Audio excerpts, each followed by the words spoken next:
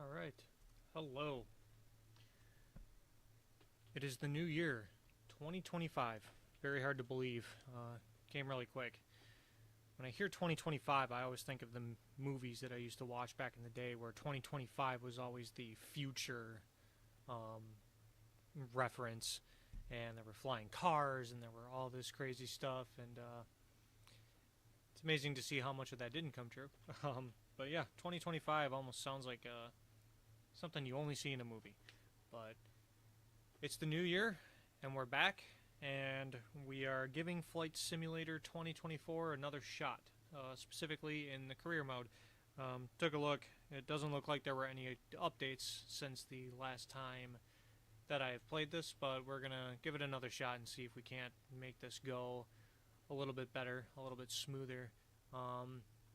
We learned a lot from last time. The plane is a little odd to fly, and we're definitely going to double check our flight plan, make sure it aligns with the arrival. Because when I was doing the, I think it was San Francisco to Los Angeles flight, there was a weird, delay vector getting us onto the ILS to land at LA, but I don't believe that's going to be the case with this flight. We are currently flying from, I believe it was Rockford, Illinois to Louisville, Kentucky.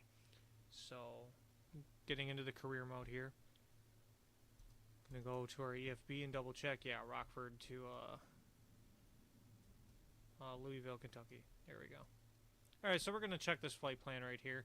It looks complete. Not really sure what kind of departure. Oh, it wants us to do a VFR departure. We're gonna go ahead and fix that right there. So we're departing from runway 1 out of Rockford. Let's see. There is a departure. I'm going to go on to Sky Vector and see what that departure looks like. It could just be radar vectors to the next waypoint, but let's see. Okay, so it is an actual departure. And does look like it's going either southwest or southeast, so let's go ahead and do that. We'll select that, and we're going to do the Ahmed transition. We're going to make sure it lines up. It does. And then we'll follow that departure. Bodhi, Bixby, Segal, Ahmed to Zabnu. Okay, so we'll change the procedure. And then...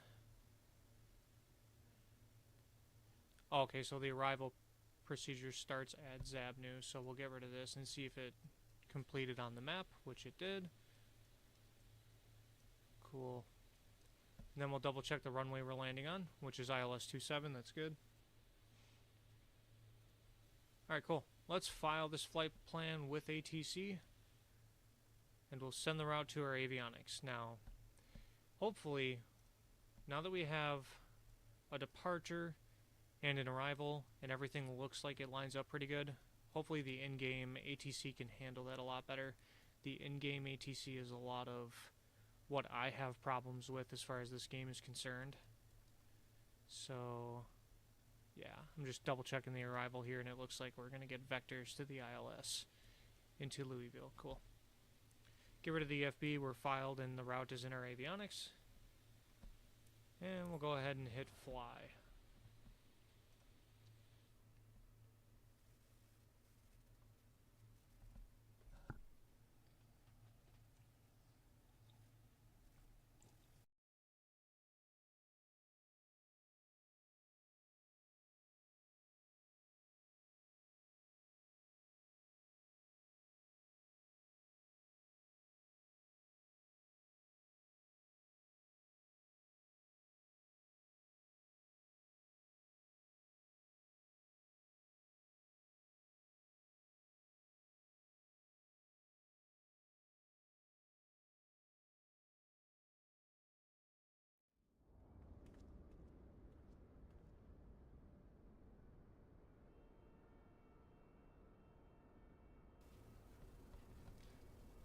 So we are loaded in, and it looks like the game has gotten rid of the covers and all that for the airliners, which is good. So they listened to people on something. Plane looks really good, and we'll go in. Oops. There we go. Good morning, Captain. First time working together. I'm Gabriel, your first officer.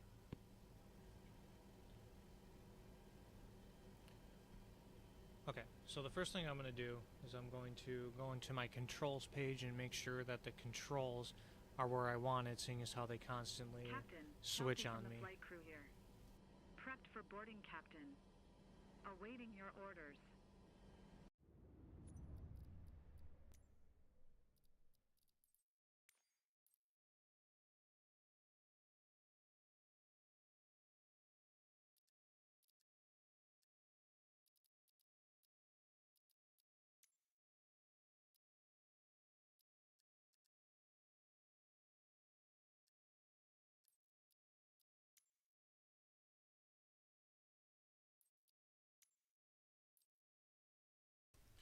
And again, I'm just double checking my controls to make sure that everything is exactly how I want it.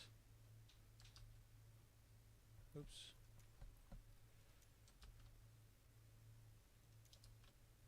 Okay, so the views are still via shift instead of control. In keyboard 2020, the camera controls are usually control and then a number, but in this case we're doing shift, so I'm okay with that as long as it's not double programmed to something. So let's go ahead and put this up here, the mission steps, and then again I like to use the ATC window, put it to the top left over here, and we will go ahead and request, actually, you know what, real quick, let's just verify that the aircraft is set up. 4 passengers, 2 board, left forward, fuel pump is coming on. Let's turn the panel lights on so we can actually see things. There we go. Now there is no APU indicator on the 737 MAX, which is really, really strange. So we're going to start it. Once we get that APU started, we're going to go ahead and switch the power source, the generator, to APU, and then we'll go from there.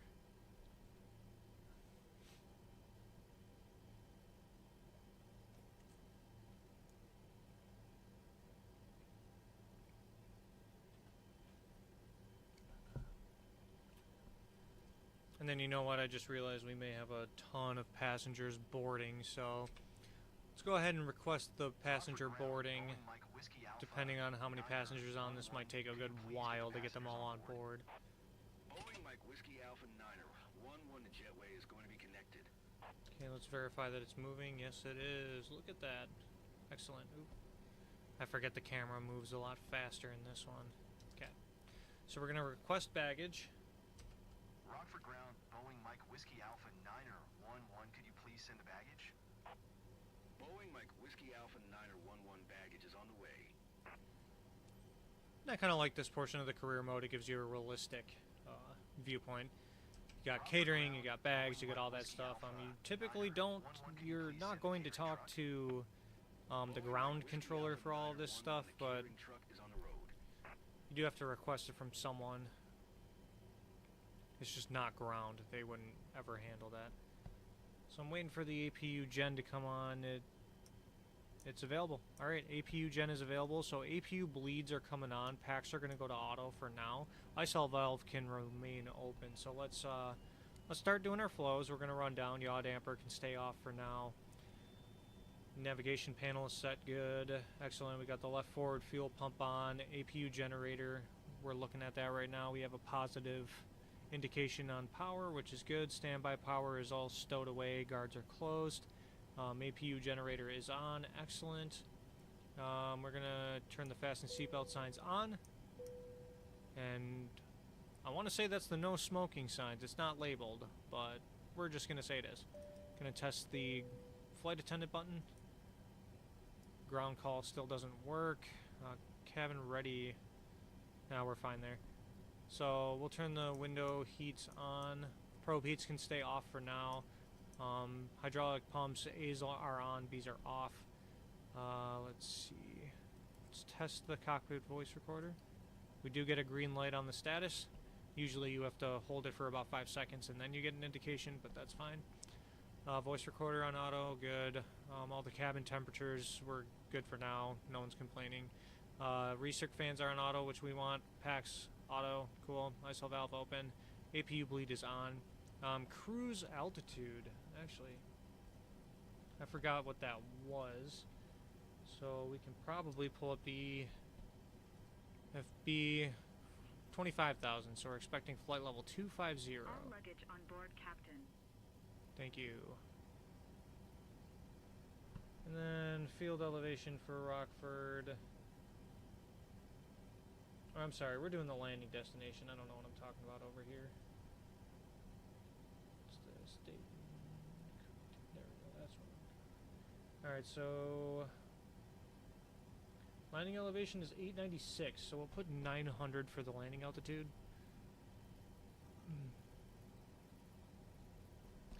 Got the panel lights all the way on, but it looks pretty dim, actually.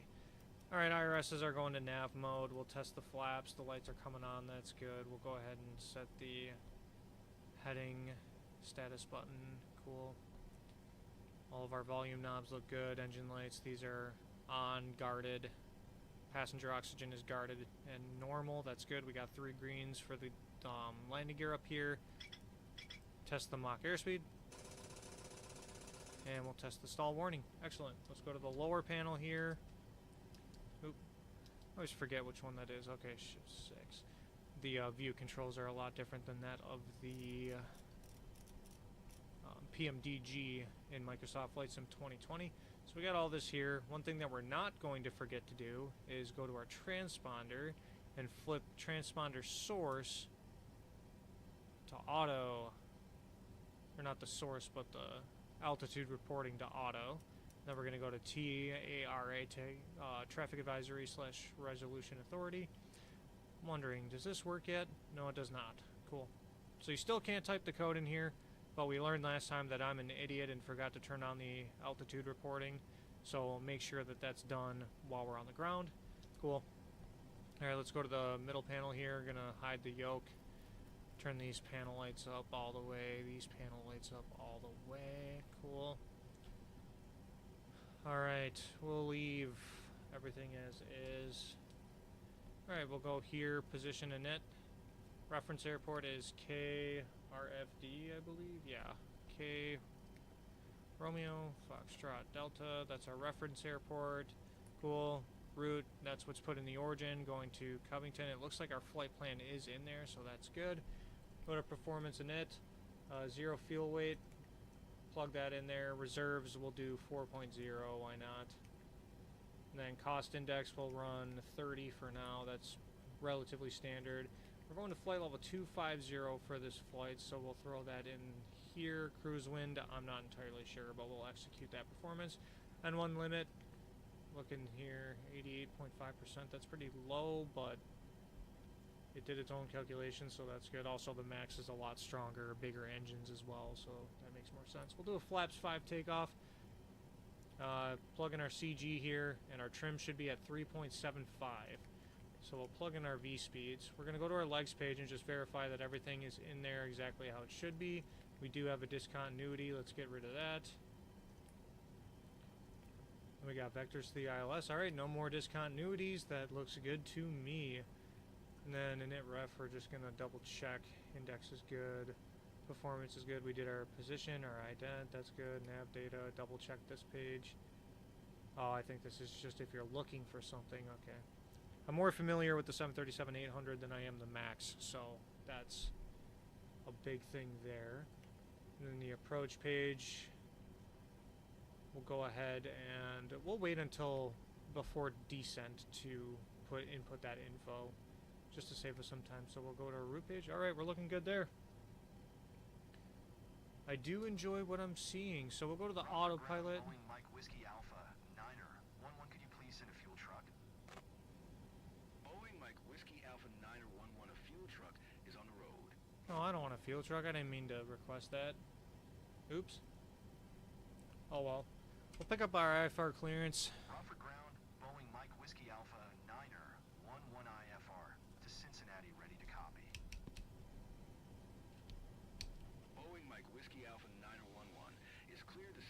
Airport.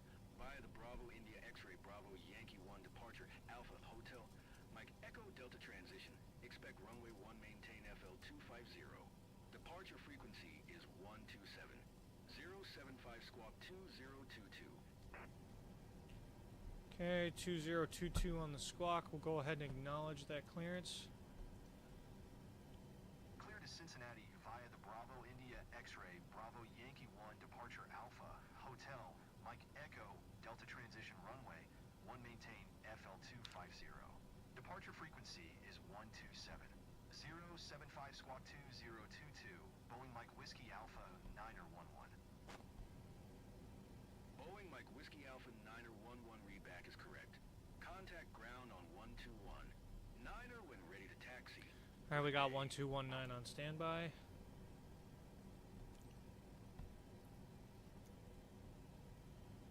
So I'm not really sure why it requested a fuel truck. I didn't want that.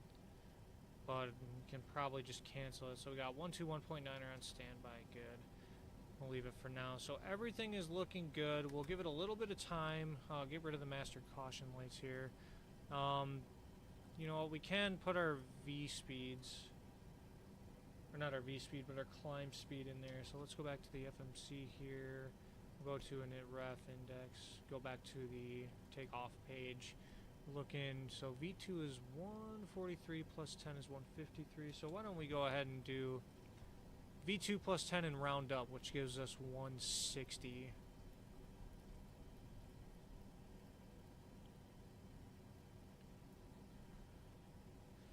Oh yeah, and then one thing I just remembered too is it really was picky about the 250 knots under 10,000. It doesn't give us any sort of buffer, and I do think we were also getting docked speeding points when we are at 248, 249. So we're going to keep 245 or below on the airspeed for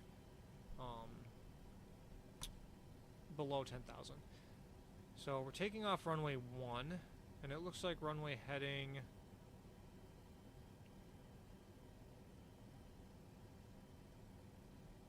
is about, we're trying to line it up correctly here, 09009er? 009er looks about close enough. Alright. Now question is how do I get this fuel truck away from my aircraft? There it is.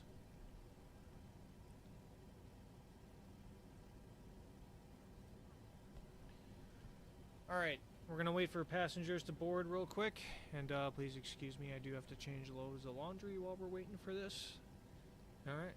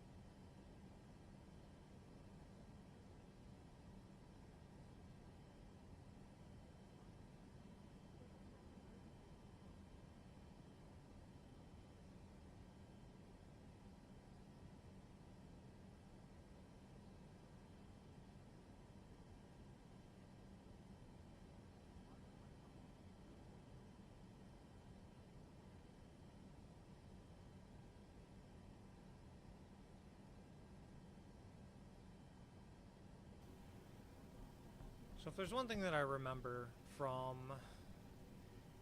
this aircraft is that it was pretty difficult to control. It's a little weird. It feels like there's a little bit of delay on controls, and it feels to me like it controls more like a heavy than it does a mid-sized airliner. I feel like it controls like the 747 more than it does a 737, so that's really interesting to try and compensate for. It's not terrible, definitely adjustable, or something you can adjust to, but it's definitely interesting to say the least. Something to get used to, and that autopilot, when you turn the autopilot on, you want to be trimmed out to where the flight director is telling you to, where it wants you. If the flight director is at 10 degrees nose up pitch, then you should be at 10 degrees nose up pitch before you turn on autopilot, because it's going to just send your controls in all sorts of wild directions. So let's go ahead and talk about trim. We're just going to make sure that's set. So we got a takeoff trim of about 3.75.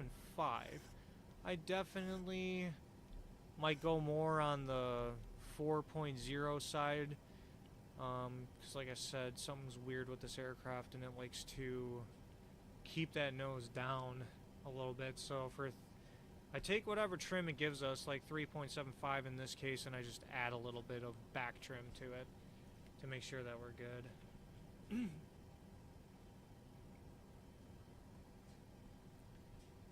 Yeah, I definitely forgot how long this boarding took. Get a nice outside view. Oh yeah, the gate's not even touching the aircraft. That's a classic Flight Sim 2020 moment right there. Look at that, we got a glider up at the jet bridge. That's as realistic as you could possibly get right there. I remember loading up onto a glider at an international airport. Oh, there's another one over there too. Kind of difficult to see, but you can see it. Glider. Nice. Midwest Air Alliance. You know, if that was real, it's probably a company I'd work for. Me being in the Midwest definitely offers some good aviation experiences.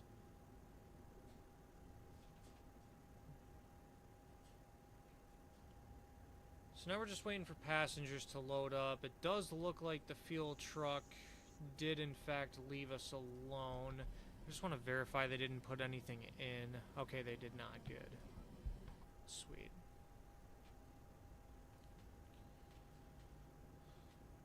Could tune into ATIS real quick and get an altimeter setting. That's probably a good idea. 127.6.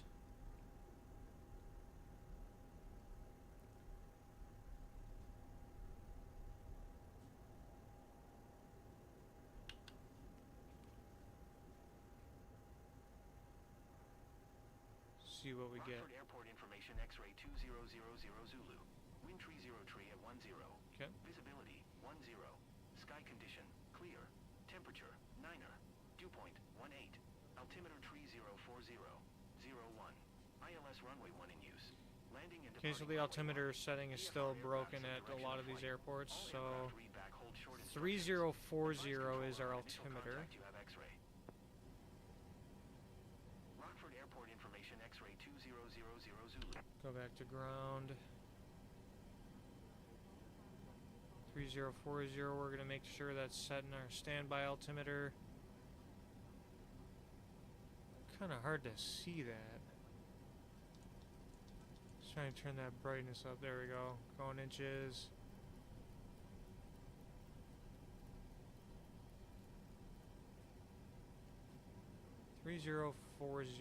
Alright.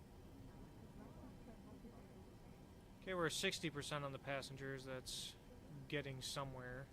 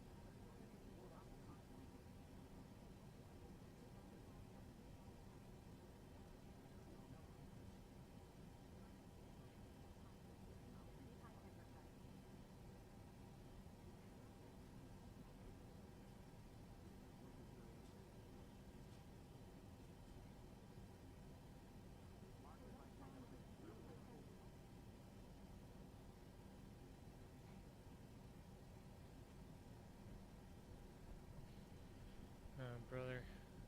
I should have paid attention to how many passengers we had to board when we were loading into this mission.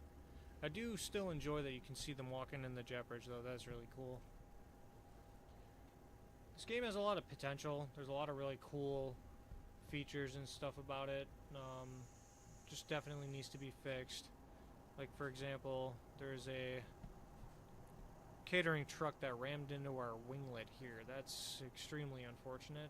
It's going to be a lot of money.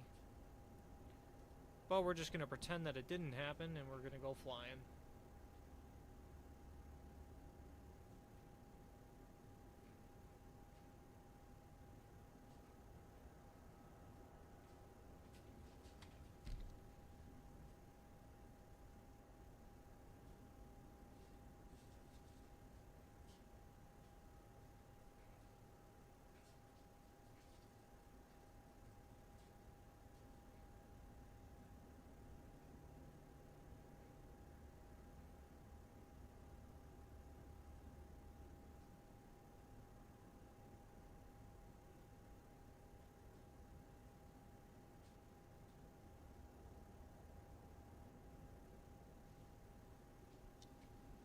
Now the ultimate goal here is, now that we're in the new year, I do want to start my own company within the career mode, but I think we're going to wait for the next update for me to do that, just because I want to make sure that, you know, my company doesn't get screwed over, so to speak, by all the bugs and, you know, issues that still exist within the simulator right now.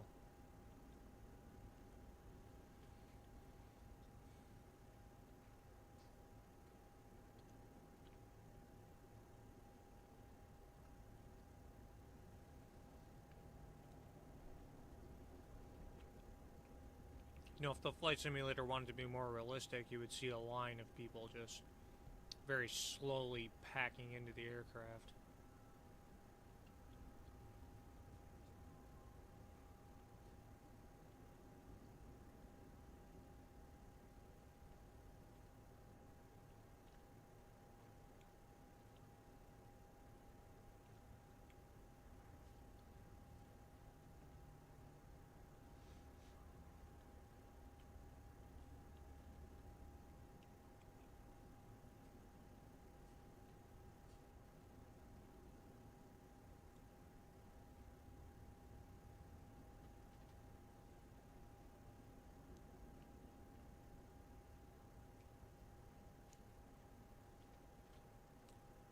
Man, not gonna lie, being only at 80% right now is kind of crazy.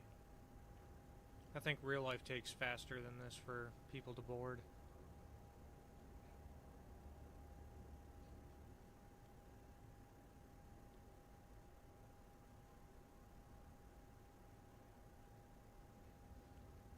Kind of like that the engines are there windmilling in the wind. That's pretty realistic. You'll see that sometimes.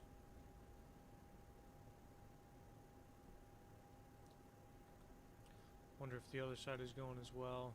Yeah, it is. Huh. Oftentimes in real life, you'll actually only see one of these engines windmilling because the fuselage blocks where the wind is coming from. However, if you have a straight headwind to this aircraft, then you'll get both of these engines starting to turn in the wind.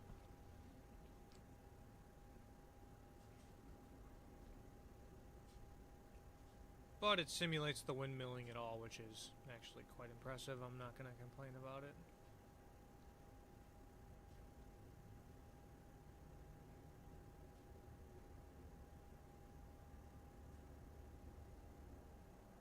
Man, everyone's late for their flight, huh?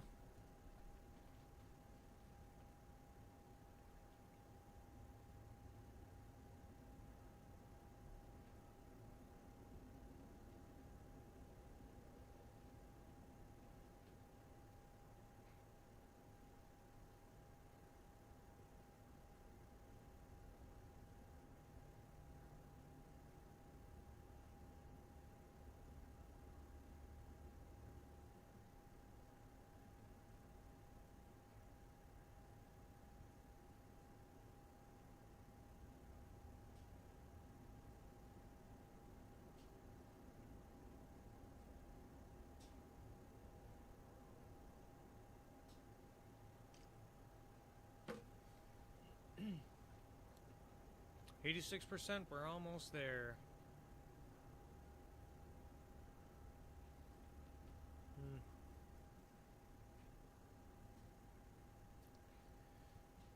Yeah, probably should have just started boarding these guys before I even started the APU. But I wanted to make them comfortable, so yeah, I guess that's the price we pay for that one. Get the cabin temperature regulated, and look what we have to show for it. 1 hour boarding times.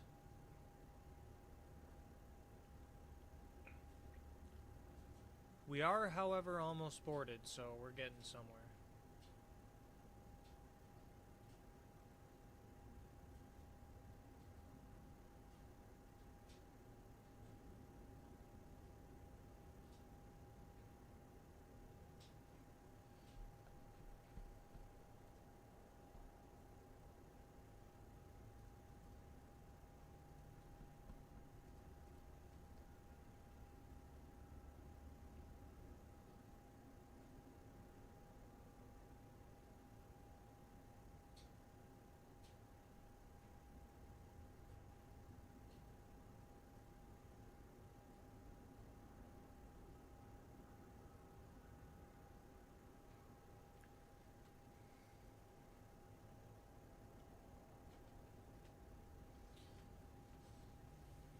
Actually kind of curious if anyone knows if sim rate hurries this up, you know.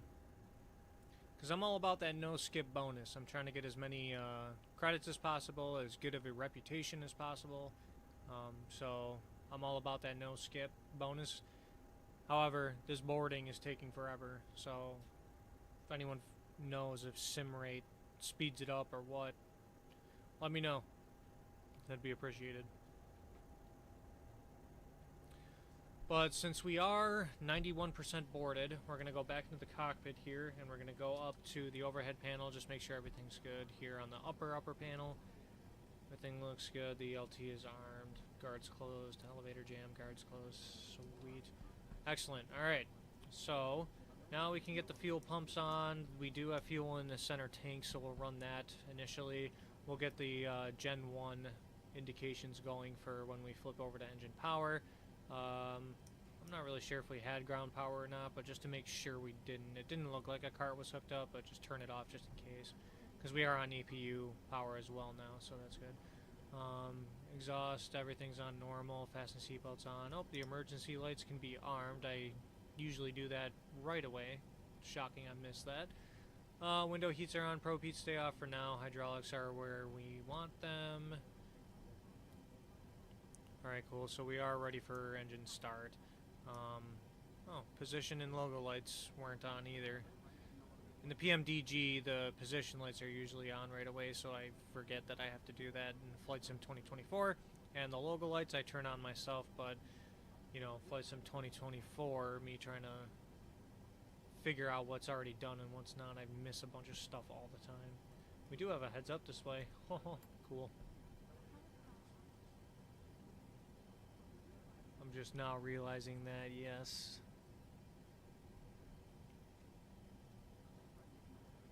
Alright, we're 94% on the boarding. We're looking pretty good.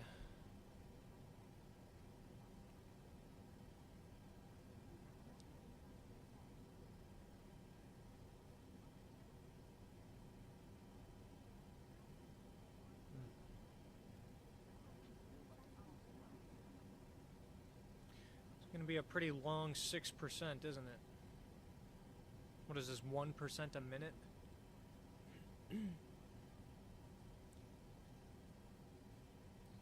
Yeah, we're just trying to get flying here. Let's go. Let's do it. Come on. Get in your seats, fasten those seatbelts, and let's get to your destination. We want to be on time, huh? Okay. 96%. There we go.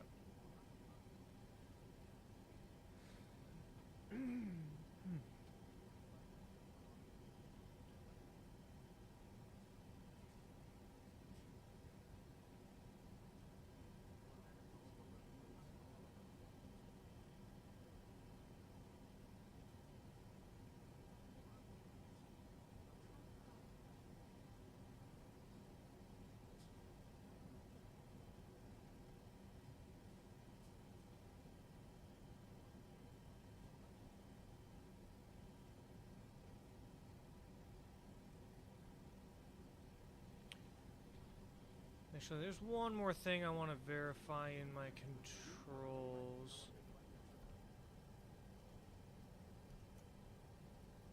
Yeah, there's one more thing I want to verify in my controls, and that's the altimeter button. Because I have a feeling that we're still not going to be able to hit that standard button. So B is attached drone to next target. That's fine. We don't need that. Set altimeter B. But there's no flap or anything attached, so that's good. Cool. Resume. Because we can't hit the standard button on the knob. Something's wrong with that or broken or whatever. But we can hit B, and it does go to standard as opposed to just 2992. So we'll use the B button as our standard, if you will.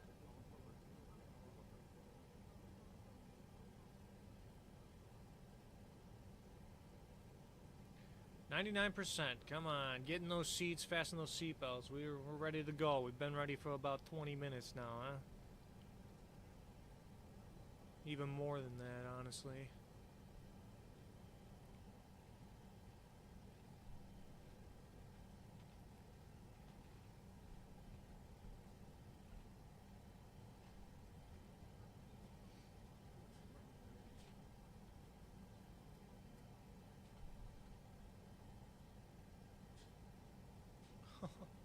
That last % is just gonna sit there and mock us. 99. Well, are we gonna turn? Are we gonna turn?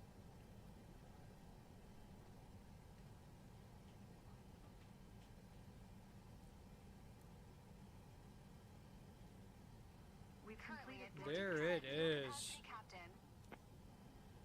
50% fuel capacity. That's probably a lot more than what we need for this relatively short flight, but we'll roll with it. Thanks, I appreciate that. Definitely not overweight, so that's good. Just kind of looking at some stuff here before we get going. Alright. Cool. Sweet, so we're definitely not going to release the parking brake yet because we need to request our pushback clearance. Rockford ground, Boeing Mike Whiskey Alpha, 9er, 11 gate, 1 information X-ray. Request pushback. Boeing Mike Whiskey Alpha 9er, 11 Rockford ground. Pushback approved. Alright, so we got the pushback approved for us. So now we'll release the parking brake. And we'll request the pushback through the quick chat, I guess. Rockford ground, Boeing Mike Whiskey Alpha, 9er, 11 requesting pushback. Boeing Mike Whiskey Alpha 9er, 11 pushback. Request accepted. Cool. Now as we're pushing back, we'll wait for the clearance to start our engines.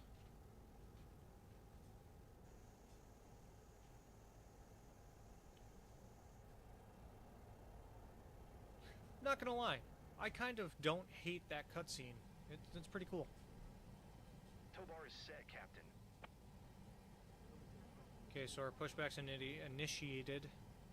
Initiated? I don't know what that means. Initiated. So we're moving, we're getting pushed back. Not really sure where he's taking us, but we're just gonna go. Alright, we got the clearance to start engines, so why don't we go ahead and do that. Gonna verify the overhead panel. Packs are coming off, ISOL valve is open, APU bleed is on. Let's go ahead and throw the right engine on ignition. And we're going to wait for the N2 to hit 25%, and the motoring is not going to disappear on the default 737 like it does in real life, so we'll just wait till we hit 25% N2, and then we'll introduce fuel, but N2 is coming up, so that's good. Motoring indication. Alright, 25% N2, introduce fuel.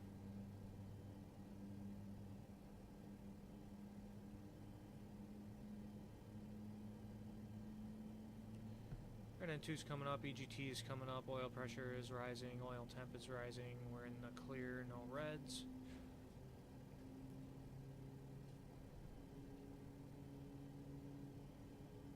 Pushback is complete. Okay, we'll set the parking brake.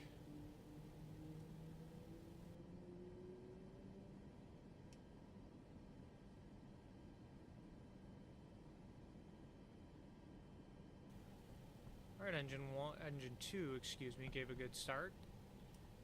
Engine is stable, so we'll turn the ignition on for engine 1.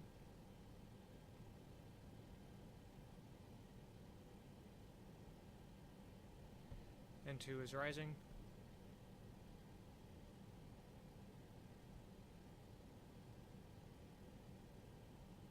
Motoring turned on. Alright, 25% N2 will introduce fuel.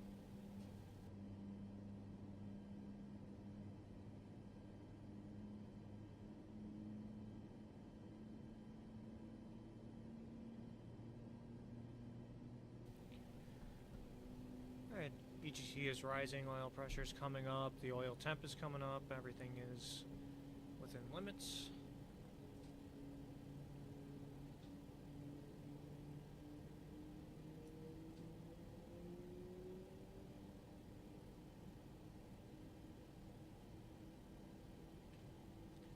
Alright, engine number 1 seems to have a good start. Everything is stabilizing.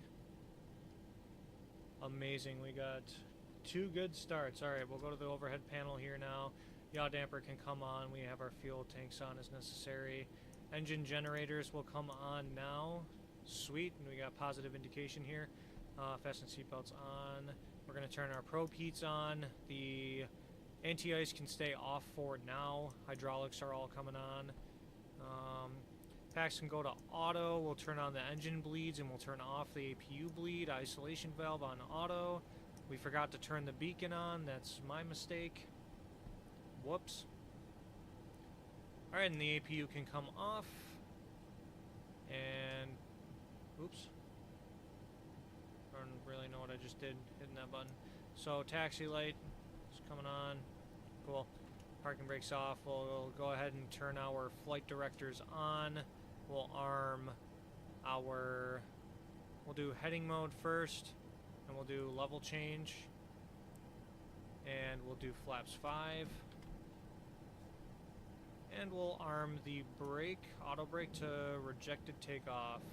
Now we're going to check our flight controls. Right aileron, right's up, left's down. Left is up, right is down. Elevator forward, elevator back. Full right rudder, and full left. Alright.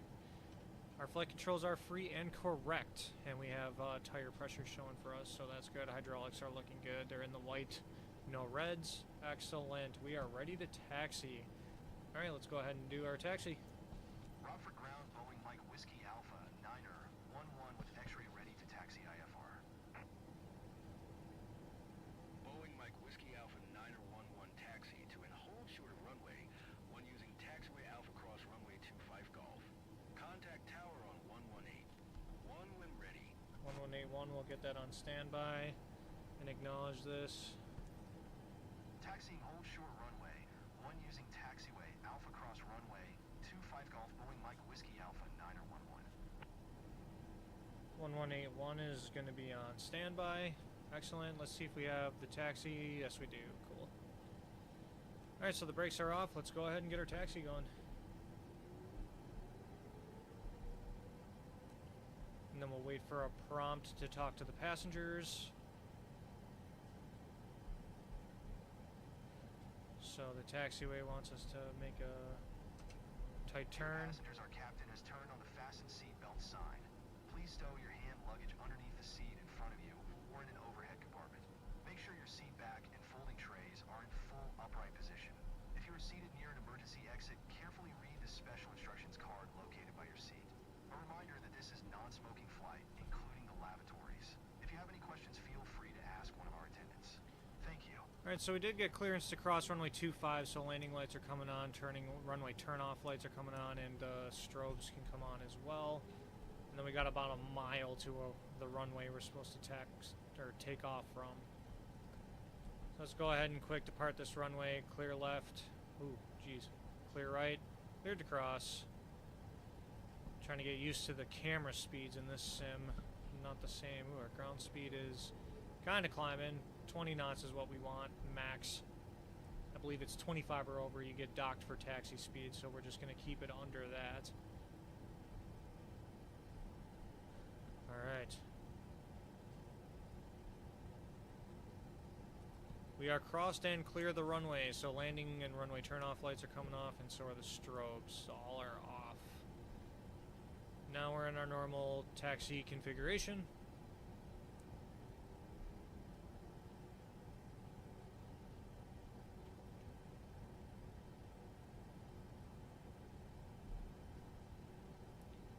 Camera feels a little bit off.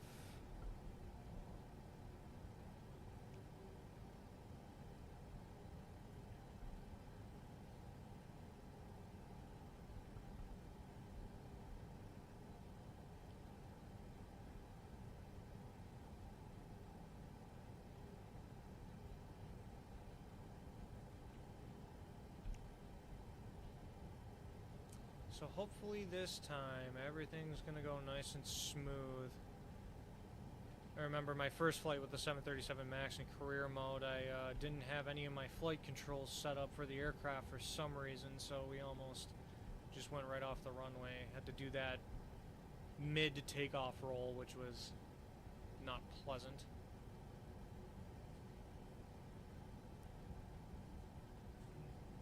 But we checked our flight controls, they are free and correct.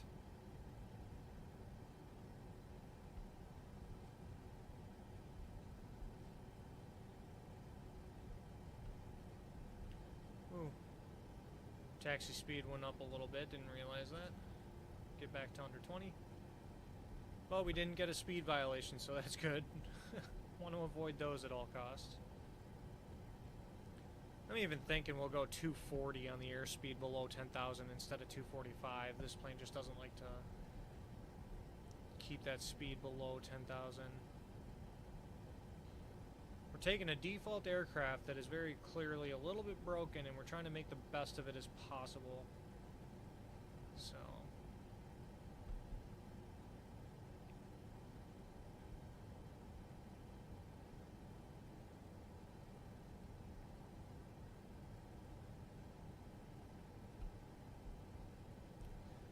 I wish they would mold these boxes to the aircraft that you're flying, because this is for the size of like a Cessna or whatever, and so your aircraft is very clearly crossing the hold short line, because there is supposed to be no part of your aircraft that even touches the hold short line until you have a clearance to cross it.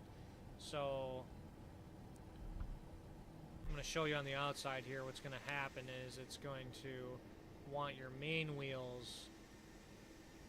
It's going to want your main wheels to be within that box, but your nose is going to stick out. So we're going to try and just slowly go wherever they want us. That box increased or went higher. Hey, there we go. Okay, so let's see. Oh man, we are just short. Wow. But the fact you got to get that close at all is kind of scary if you think about it. So, alright. Cool. So we're going to go over to tower 118.10. We're ready for takeoff, so we'll just throw our landing light, turn off lights, and strobe lights are coming on. Wing inspection, it's the middle of the day, so we really don't need those. We'll be fine there. Everything's looking good. So let's go ahead and request our takeoff clearance. Rockford Tower, Boeing Mike Whiskey Alpha, 9er, 1-1 ready for departure runway, 1 IFR to Cincinnati. Boeing Mike Whiskey We'll signal the flight attendants we're cleared. 42. Cleared for takeoff runway 1. We'll acknowledge. Cleared for takeoff runway, 1 Boeing Mike Whiskey Alpha. There should be a prompt to tell our passengers. Yep, there we go. Dear passengers, prepare for takeoff. Please ensure your seatbelt is fastened tightly. Your seat is in the upright position. See, me as a pilot, I would not be doing this. The flight attendants would be making these announcements, so that's really interesting. So we're just going to enter the runway. We're configured for takeoff.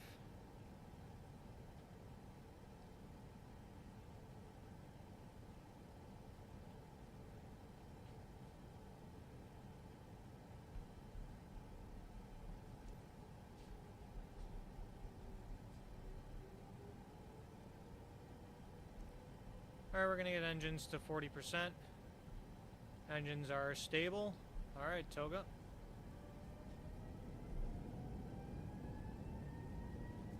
got wind from the left side, so that's good. What do we got here? Master caution, air conditioning up. The packs are still having that glitch, which is exactly what I thought it was. So airspeed's alive, 80 knots, cross check. Okay, we're getting more forward speed, so we'll walk that crosswind correction out. Trying to maintain center line as best as possible. V1, rotate. Yeah, you're a little late on the V1 rotate. Okay. Let's get that nose up.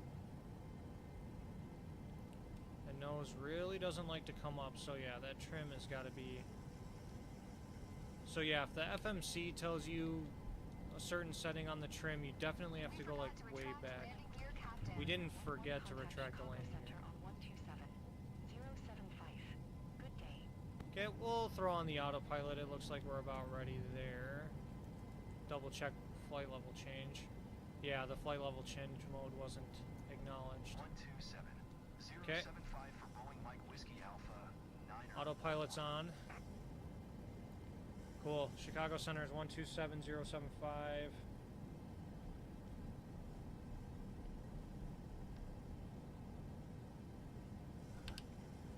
And then we'll contact them. Chicago Center. What is this Mike autopilot Whiskey doing? Alpha, 9er 11 is passing 3,400 feet, climbing FL250. Okay, we'll go to 180 knots now. Boeing Mike Whiskey Alpha, 9er 11 Chicago Center, altimeter tree 0. 41 radar contact continue. 3041. We're gonna go direct to Bodie. Put that in there. Execute. Throw in LNAV. Now we can actually get VNAV mode engaged.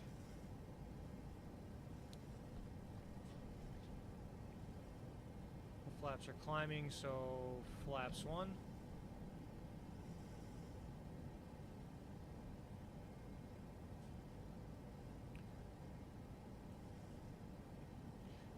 This plane is definitely very interesting to handle on takeoff. There's a lot of weird quirks about it that you got to manage at the same time.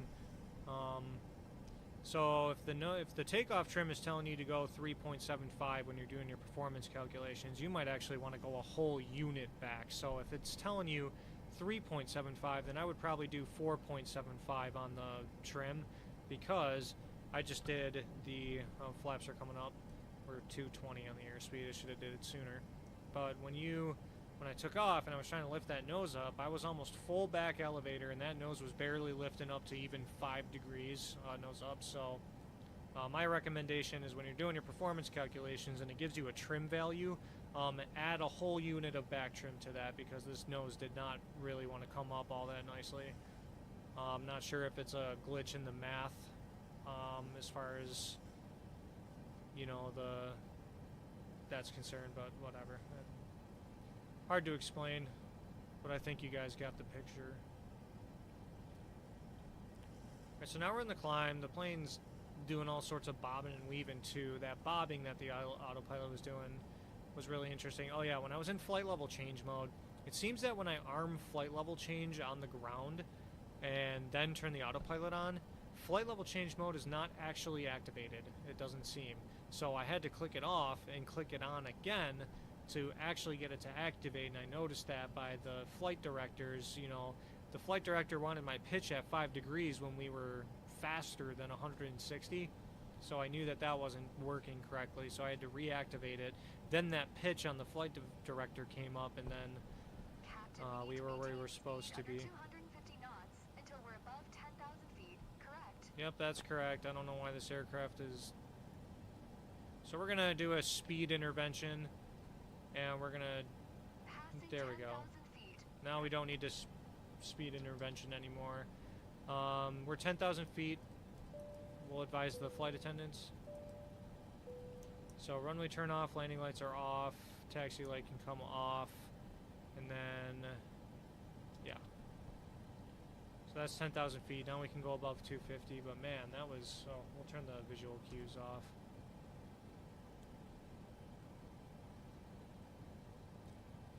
Oh. Yep, and there's a glitch in the packs, we know. I might as well just have let that run. So let's go to the overhead here. So the duct pressures are indicating almost 0, which is really interesting. We have our bleeds on. See, it's giving us a bleed alert, but then it's randomly going to turn on again, and I bet you this indication is going to come back up. Maybe not.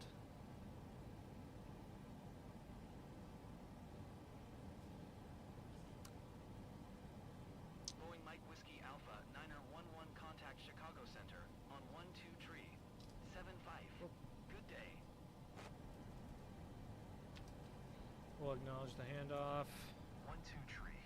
75 Boeing Mike Whiskey Alpha. 12375, we'll throw that in.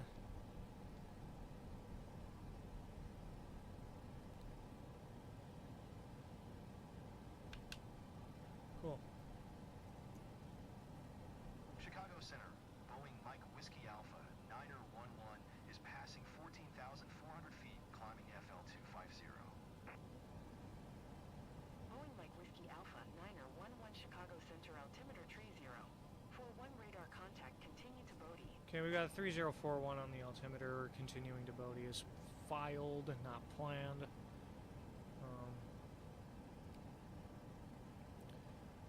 So we're getting quite a hefty crosswind from the right side, and we're only at 15,000 feet, and it's already 70 knots. So this should be a fun flight for wind correction, but then once we complete this departure and we get on course towards the east, we're going to get a pretty nice tailwind that pushes us to where we want to be. Let's go ahead and extend the range on our map right here. Yeah. Top of climb is going to be right there. Where does it want us to descend? Okay. So we're going to have a decent amount of time in cruise. Not too shabby.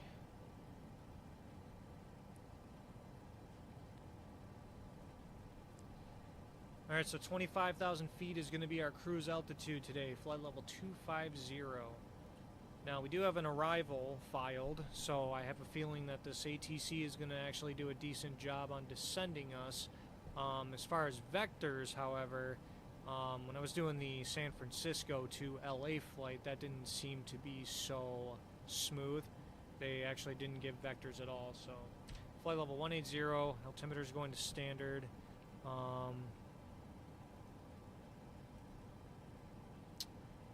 Yeah, see...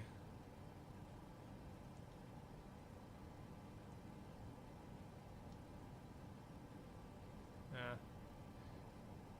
So the standard button on the backup attitude indicator doesn't work either.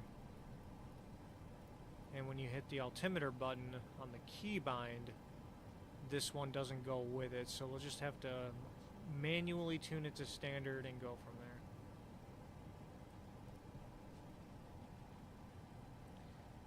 Alright, so we're still climbing. Everything's looking good. And do we have any prompts on the intercom? No. Because it does seem like you get prompts sometimes on the intercom page. And I think it might have something to do with your airline procedure rating or passenger satisfaction rating at the end of this flight when you get graded on it, so we'll have to see.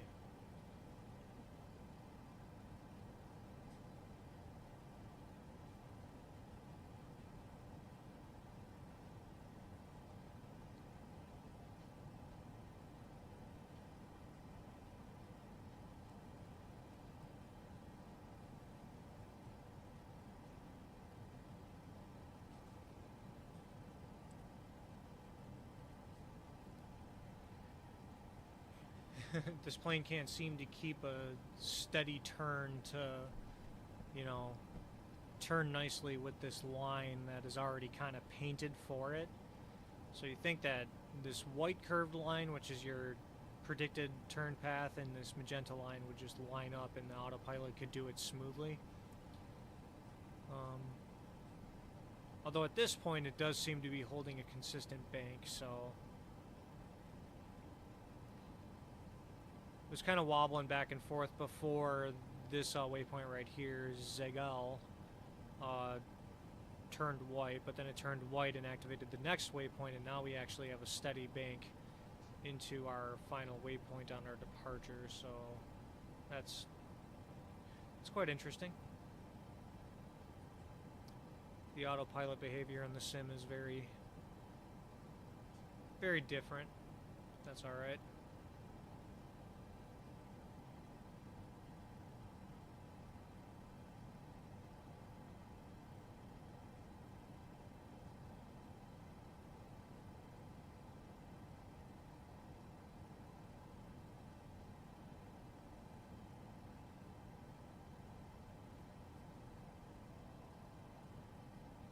Alright, 1,000 to go.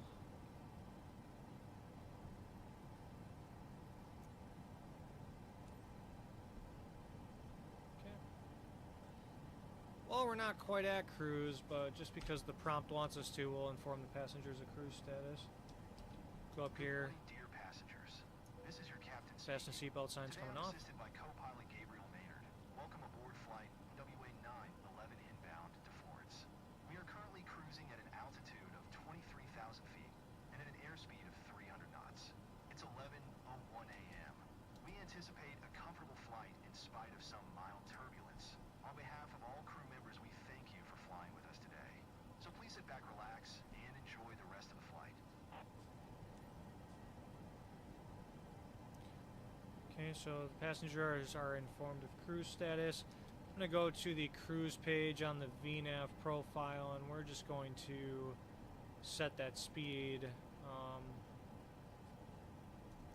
We'll do 0.75 on the cruise speed. I'm not really sure why it's so low, to be honest with you.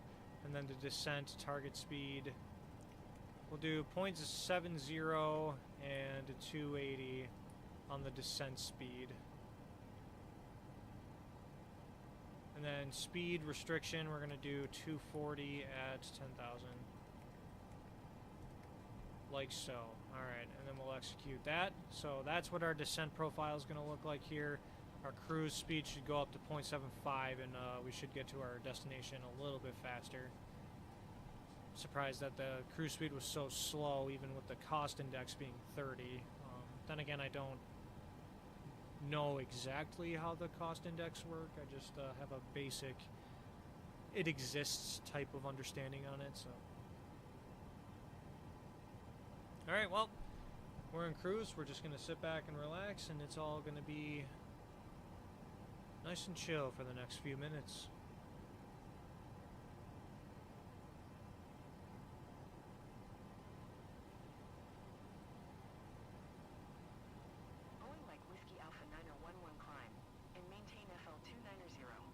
What? Climb and maintain FL290 Boeing Mike Whiskey Alpha 911.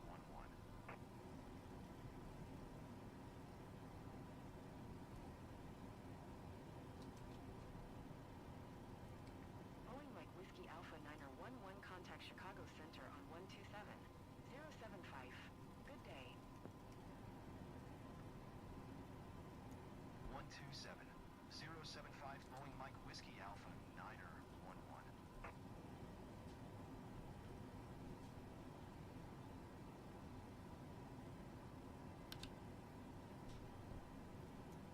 Chicago Center, Boeing Mike Whiskey Alpha 911 is at FL250, climbing FL290. Boeing Mike Whiskey Alpha 911 Chicago Center radar contact. Continue to Zabnu.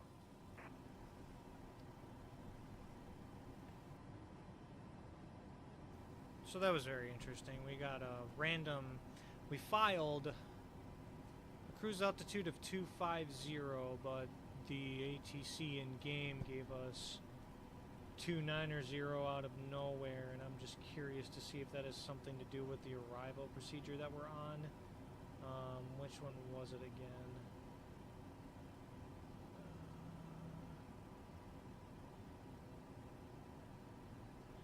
I don't even remember what arrival we're on, to be honest with you. Let's go to our departure arrival page.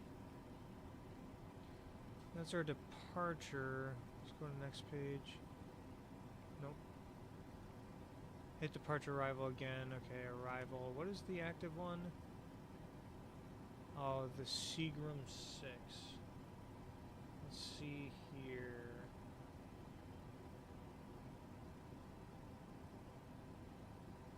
I'm actually not even seeing that anywhere. Boeing Mike Whiskey Alpha. Oh, there we Niner go. 11 contact Chicago Center on 12 75. Good day. Oh, the frequency I was just on? Okay. 1-2 tree. 7-5 for Boeing Mike Whiskey Alpha, Niner 11. Oh, I gotcha.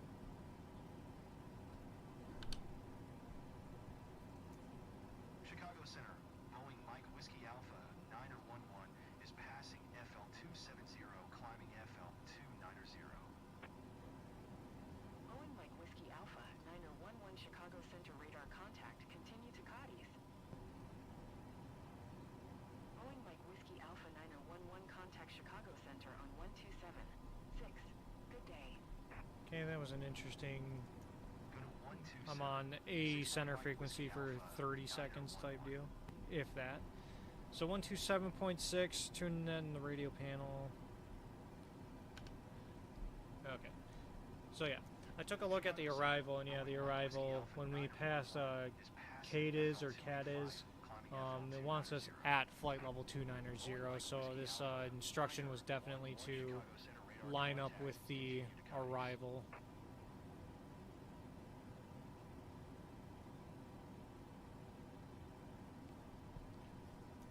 Intercom, no prompts there. Okay, that's good.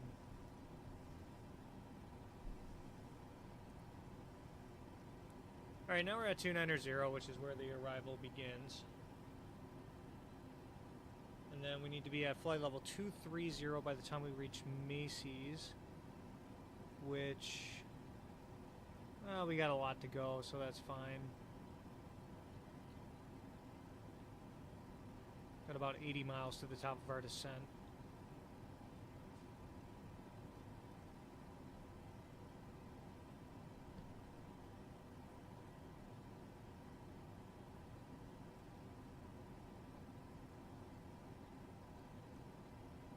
Boeing Mike Whiskey Alpha, Niner 11 contact Chicago Center on 132. 5. Good day. 132.5. Go to 132.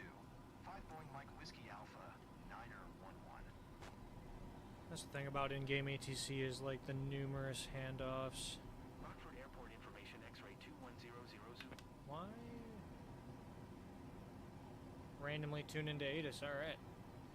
Okay, 1325. Chicago Center, Boeing Contact Mike center. Whiskey Alpha, Niner 11 FL 290. Boeing Mike Whiskey Alpha Niner 11 Chicago Center radar contact continue to Cadiz.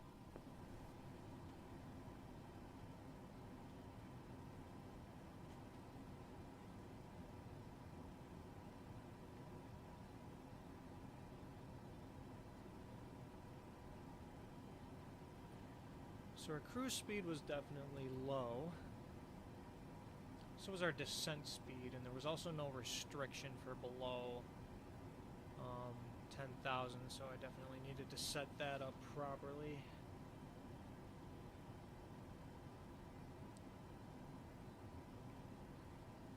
Oh, now we get the fuel indication, so that means our center tank has run out, so we'll turn off the center fuel tank pumps.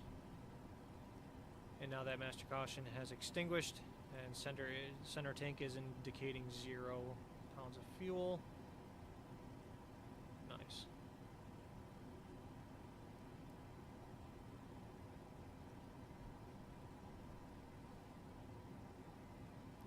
Well, cabin crew can serve the meals. Dear passenger Pretty services late. on today's flight to Florence. In a few moments, we will be offering a complete beverage service, including a range of complimentary beverages from fruit juices to cocktails, all listed on the refreshment menu in your seat pocket. Your flight attendants will also be serving a hot lunch accompanied by coffee, tea, and soft drinks. Have a pleasant flight. Boeing Mike Whiskey Alpha Niner 11 contact Chicago Center on 132. Niner 5. Good day. A lot of handoffs. 13295. Niner 5 Boeing Mike Whiskey Alpha, Niner 11.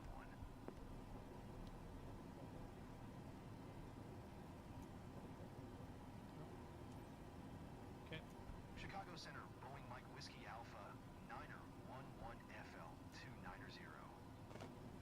Boeing Mike Whiskey Alpha, Niner 11 Chicago Center radar contact, continue Ducatis. I'm just gonna double check this. Dear passenger services on today's flight to Florence. In a few moments, we will be offering a complete beverage service, including See, a that's range what of I just complimentary did. beverages from fruit juices to cocktails, all listed on the refreshment menu in your seat pocket. Your flight attendants will also be serving a hot lunch accompanied by coffee, tea, and soft drinks. Okay, now they want us back down to flight level 250. So we're gonna do this manually instead of using VNAV. So we're gonna slow down to 0.70 on our Mach airspeed.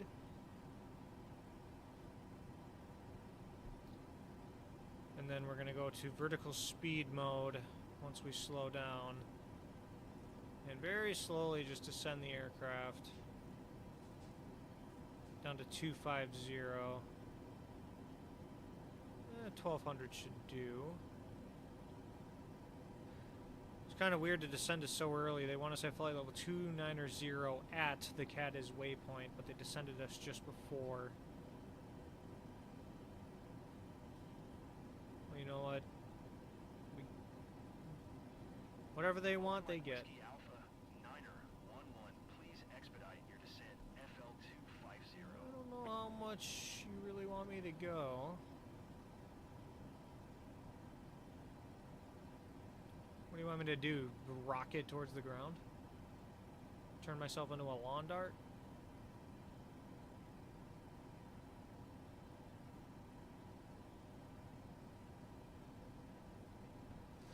Kinda wonder if they have the approach plates ready to go here. Oh, they do. Nice. ILS 27. Alright, descent information. Dear That's passengers, right. now we're approaching Florence where local time is 3:10 Seatbelt signs are coming on. Please stay in your seat with your seatbelt fastened. Personal screens, footrests, and seat tables must be Okay, stowed away, and all hand luggage stored either in the overhead lockers or under the seat in front. So the ILS frequency is 108.7, so we'll get that Thank you. thrown into our nav radio. 108.7, we'll throw that in nav 2 as well. 108.7.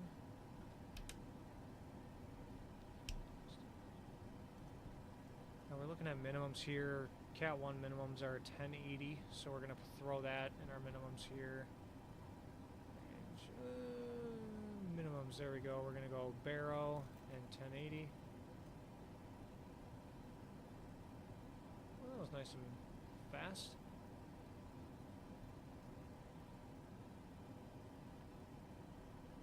Okay, 1080 is setting the minimums. We'll go to our index page, go to the approach information, and we're going to check 30 degrees of flap.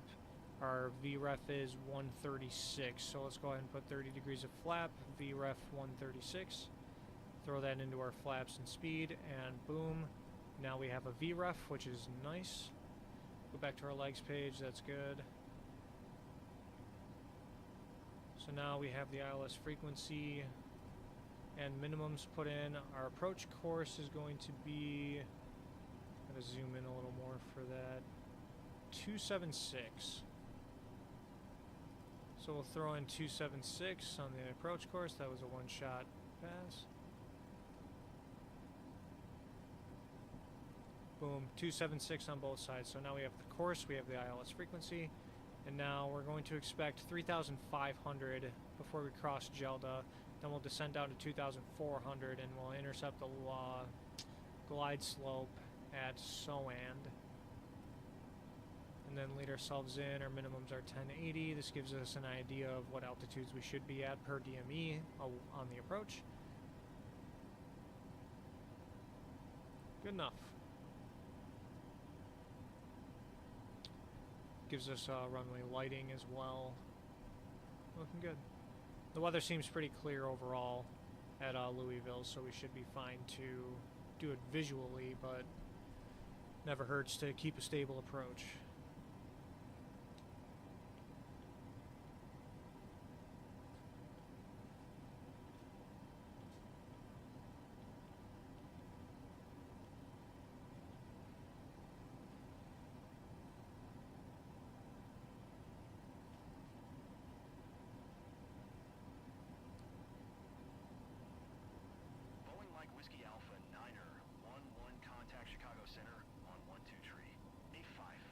Good day.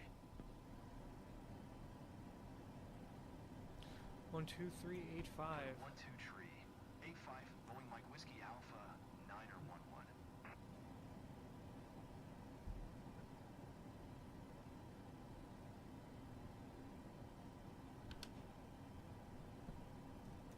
Chicago Center. Boeing Mike Whiskey Alpha 9er 11 FL 250.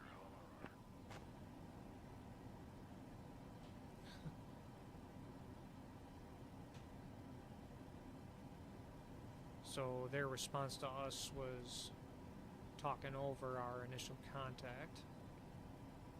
Okay.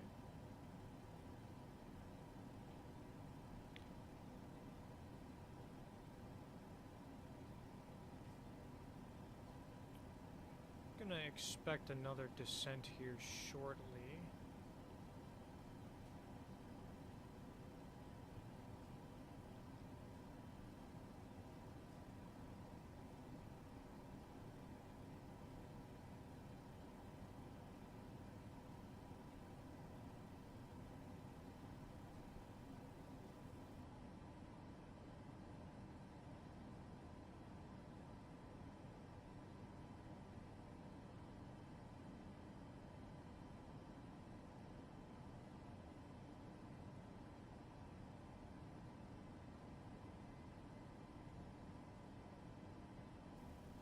It appears that our VNAV has calculated something weird because the top of descent was back here, but as you can see, the VNAV path is still quite a bit above us overall.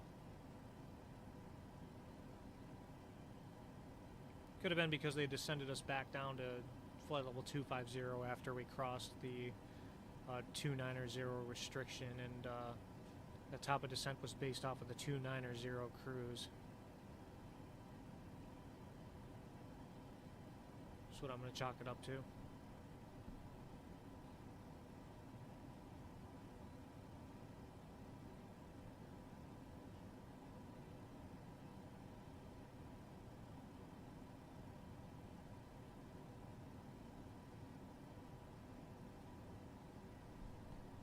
For some reason, the mission steps doesn't think we're back down to 250. That's a little annoying.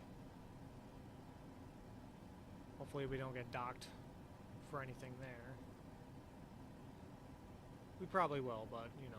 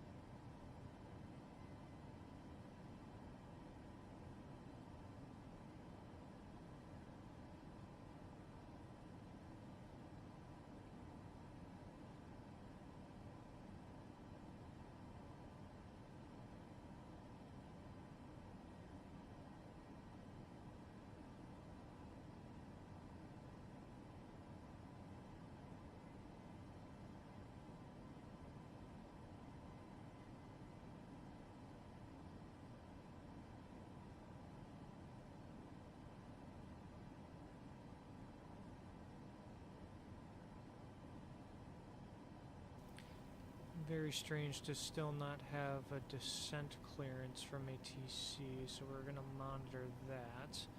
We are still quite a distance away from the airport, but that is an altitude restriction on the arrival procedure, so weird not to get an instruction yet. We'll see.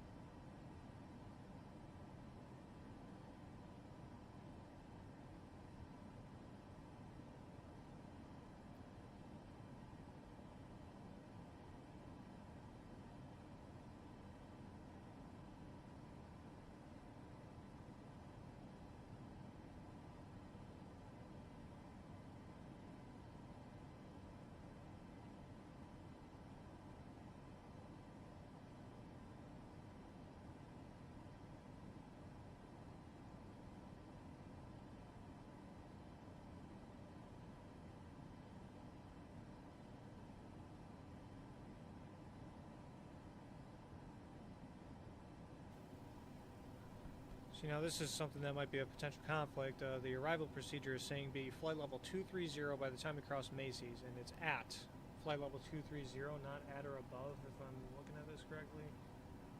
Boeing Mike Whiskey Alpha, Niner, 1-1 contact Indianapolis Center on 119er. Okay. 5-5. Good day. 119er55, but yeah, as I was saying, you want to be at flight level 230, crossing over Macy's on the arrival procedure. However, we didn't get a descent from ATC. We didn't get any. It wasn't a descend to 230. It wasn't a descend via the arrival thing. It was just, you know, no clearance at all. And we can't descend until cleared. But at the same time, this doesn't think we're at 25,000 yet, which is making me wonder where it thinks we are overall. I feel like the ATC knows we're at flight level 250 because it hasn't said, hey, expedite your descent, expedite your descent. But the mission steps don't know, so is there some kind of disagree? Is there two different pieces of information coming in? Oh no, this is part of the whole buggy thing I'm trying to find my workarounds for.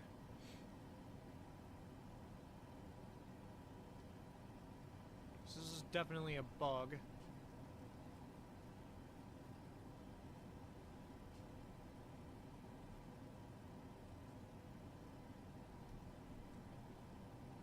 But then again, we're still about 80 miles away from the airport, so maybe they're just waiting until we get closer to give us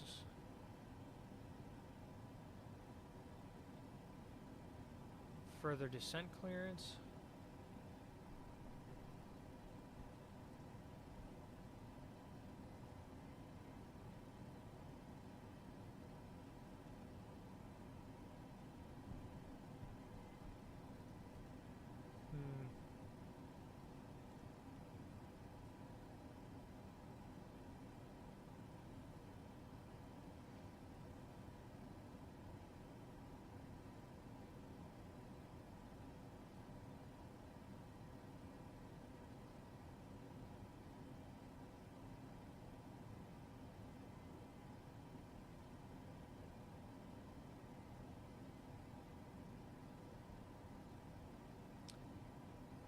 Almost at the point of canceling IFR, requesting a lower cruise altitude, and then canceling the IFR, because at this point this is all we...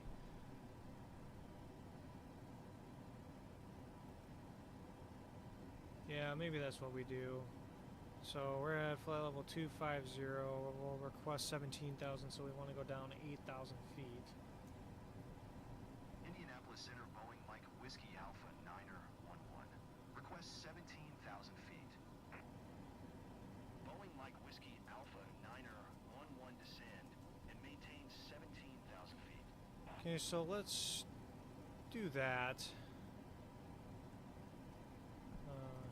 Descend and maintain 17,000 foot, Boeing Mike Whiskey Alpha, Niner, 1-1. We'll do a rather quick descent at 1,800 feet per minute.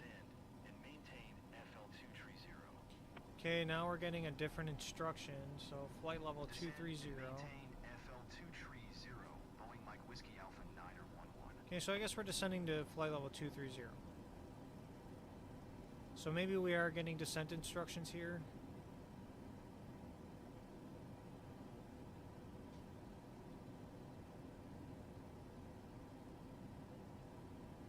This is one of those things that are kind of hard to figure out.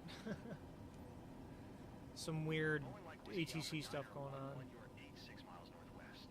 Climb and maintain FL290. Expect ILS runway 27 approach via KYD transition. You want me to Cleared to KYD. Climb and maintain FL290. Expect ILS runway 27 approach via KYD transition. Cleared to KYD. Boeing Mike Whiskey Alpha, Niner, 1-1. that...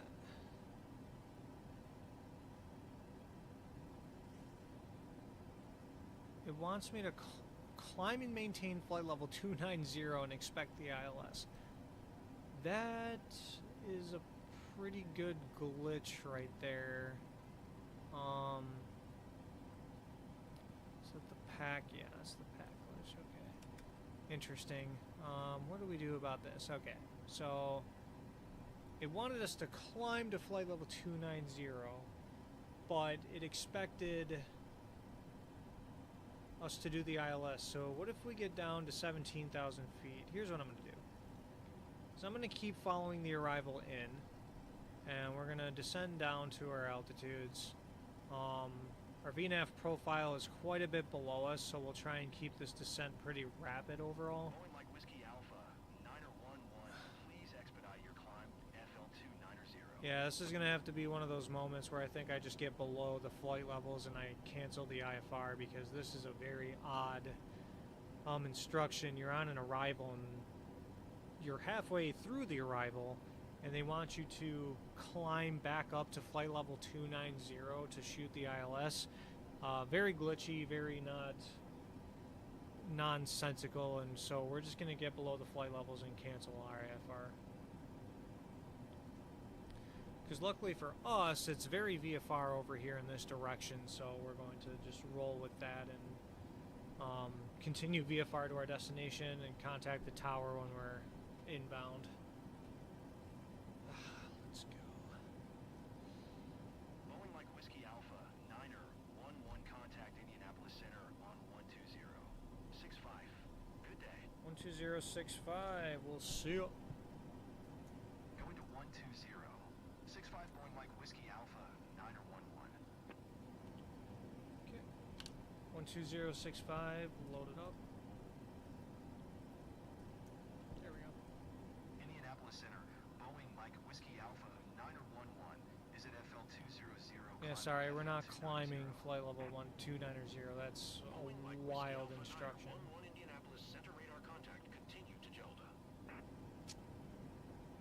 Boeing Mike Whiskey Alpha 9er 11, contact Okay, Indianapolis another Center, handoff, so we're gonna 775. 775. We're gonna have some issues trying to get ourselves to cancel the IFR if we're gonna get 8 million handoffs like this. So let's see. Okay, 124775. We'll contact them. Indianapolis Center, We'll make sure the Whiskey Alpha 9er 11 is at FL190, climbing FL290. what was that? Okay, so now we're just gonna cancel our IFR. Boeing Mike Whiskey Alpha 9er 11. Cancel IFR at this time. Boeing Mike Whiskey Alpha 9er 11 IFR flight plan is cancel radar service terminated. Squawk 1200. Maintain VFR. Frequency change approved. Good day. Cool. Alright, so this is how we're gonna roll it, and then we're just gonna set the altimeter as necessary. 30.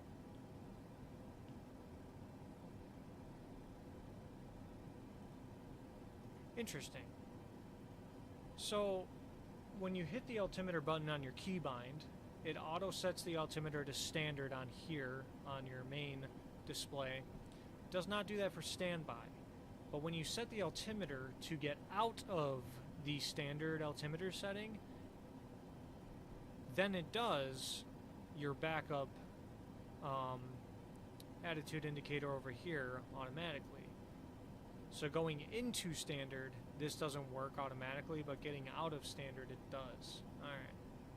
Very weird. But we're just rolling with the punches. At the very least, now we are within our altitude restrictions on the arrival, despite what ATC was trying to have us do there. So we'll go to the second page of the arrival here. We're landing runway 27. So, okay, we're going that way. We want to be... Okay.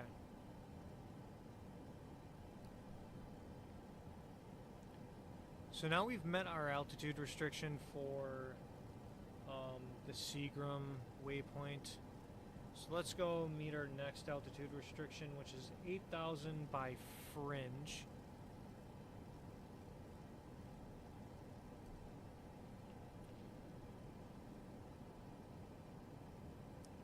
And we're going to be looking to intercept our VNAV profile. And then we're going to watch our altitude because we're coming up close to 10,000 feet now. And again, we want to maintain below 250 knots. And so I might have to put in 240 knots in the speed selection for the autopilot and go from there.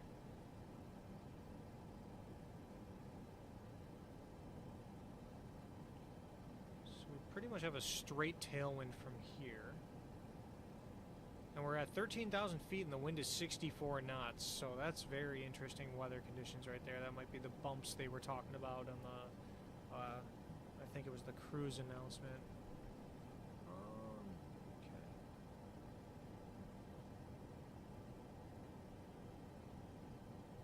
So it looks like we have a keybind for contacting the arrival airport and announcing the position via ATC. So we'll wait until we get closer, but I think we're going to use that just a quick tune into the frequency we want to tune into and just get our clearance to land, because air traffic control in this game is still doing some pretty weird stuff. So I mean, just looking at the MFD here, we have a top of descent placed pretty much on the runway threshold. Very weird. Alright, we're going to throw VNAV in there, because it looks like we passed our VNAV profile here, which I meant to look for, but I got distracted by other things. So we're on VNAV, LNAV. We're going to monitor our airspeed very closely. So it looks like it's trying to slow down to 240 right now, so why don't I go ahead and assist it with some speed brakes. Passing 10,000 feet. Okay, I'm not really sure.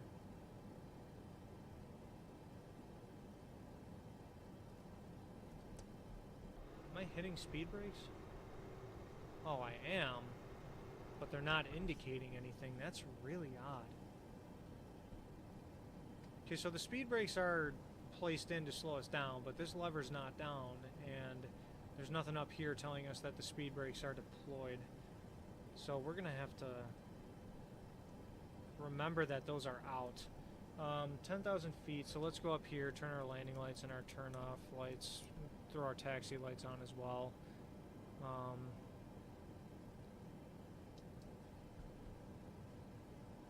Still some buggy stuff going on here, but that's fine. Ooh, our VNAV has us like dive bombing the ground, despite the profile being above us.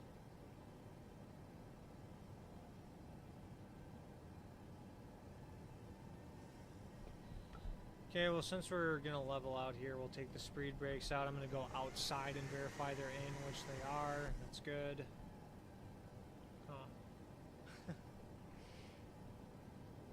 Yeah, so definitely some work to still be done on this game, and its functionality and different things. Okay, that's fine. We're working around it. We'll see what our rating and all that becomes once this flight is over.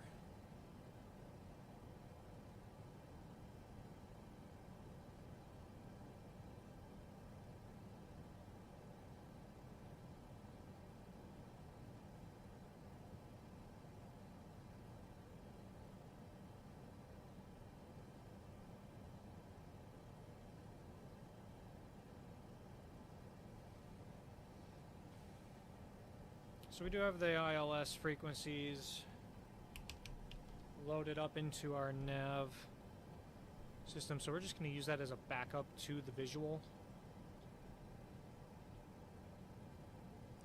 We have two prompts here to fly to Fringe or whatever it might be. So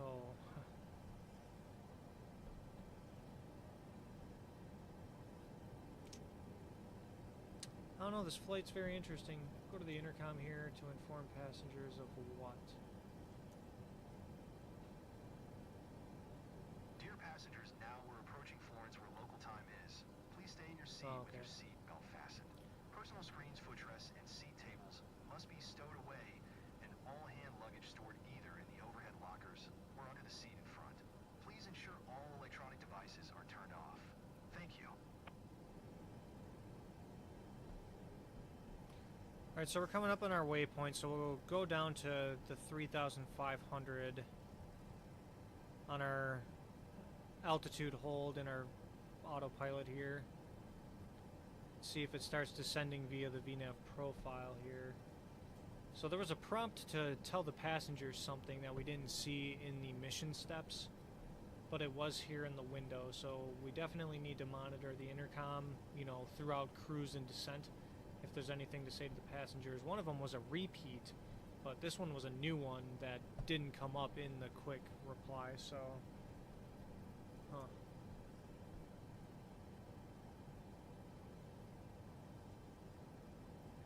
Okay, so now we're descending down to 3,500 where we can intercept the ILS, and we are in visual conditions. Let's go ahead and contact the arrival airport.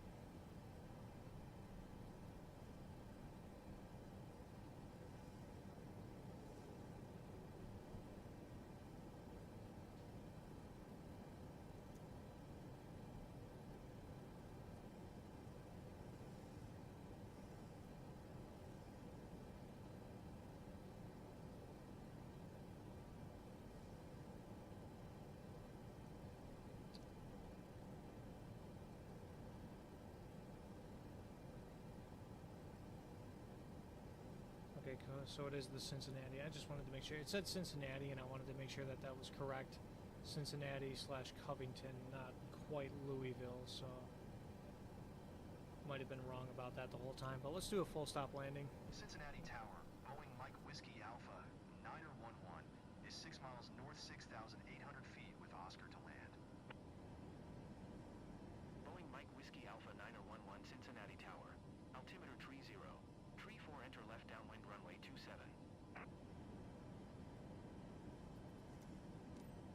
Enter left traffic runway 27 Boeing Mike Whiskey Alpha 911. So they said left traffic, but we're definitely set up for right traffic. Already. We're just going to keep going with what we have for now.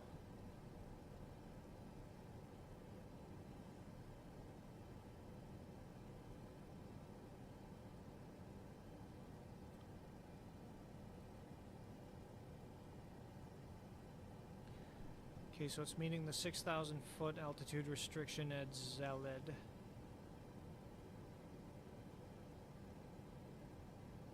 Our speed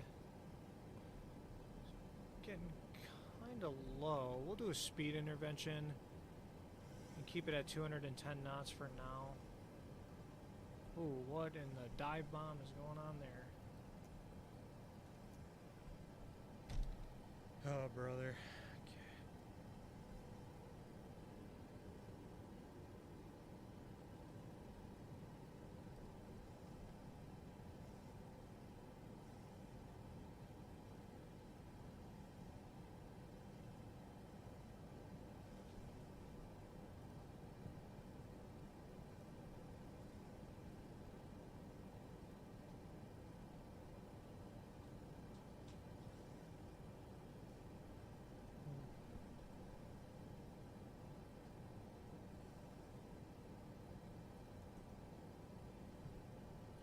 Okay, so we're definitely going to stay in heading mode for now. And then we're going to try and get about a mile past Gelda there.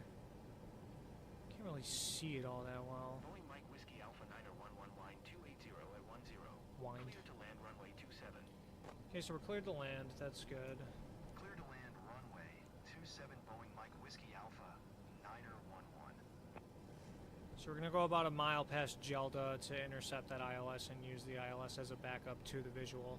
Oh my goodness. I set 210 knots on the airspeed, but it's blasting 240, which is really kind of bonkers. So let's just get down to our 3,500, let that airspeed bleed off again. Then we'll go down to 180 on the airspeed, just so this thing can calm down a little bit. Alright. try and get ourselves perpendicular to the approach course. Oof.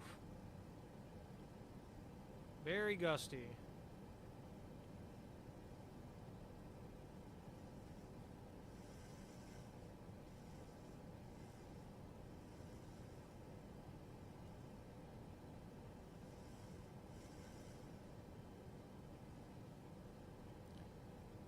Yep, this is going to be a very gusty landing. Okay, now that we're level at 3,500, our aircraft is starting to slow down. Once we get 200 knots, we'll go flaps 1. And then in just a second here, we'll give ourselves a 30-degree lead vector to intercept the ILS. Alright, now let's go flaps 5.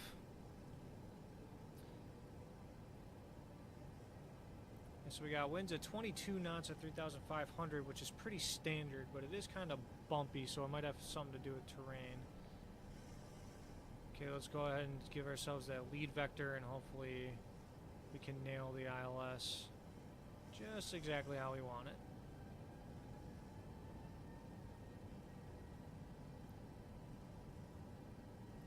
Now we're going to arm approach mode.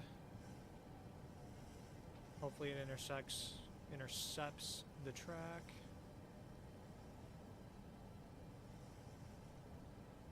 Okay, localizer's coming in. Yep, it's intercepting the localizer. That's exactly what we want to see.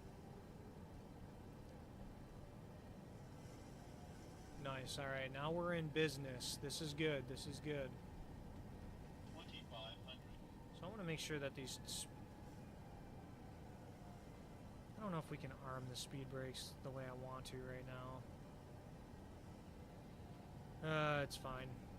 We're just going to roll with what we have for now. With all the bugs going on, we don't want to make it worse. Okay, we're going to wait for that glide slope to come in. We're flaps 5. If we go 15 before extending the gear, the noise is going to be really obnoxious. Okay, that glide slope is starting to come in. If my aircraft would just hold the altitude. Oh, it is getting bumpy. We're getting some wind issues over here. Okay, we're starting to intercept the glide slope so the gear can come down. It's in transit. Got 3 greens over here, 3 greens up here. We're looking good. Okay, so we got the glide slope. Now we're following that down.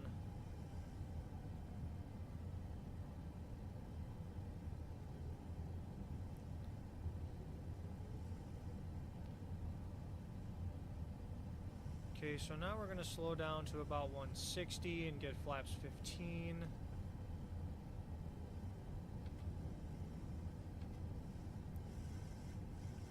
Slow the plane down to 160. This is going to be such a frisky landing. So I do see that the winds on approach have not been fixed.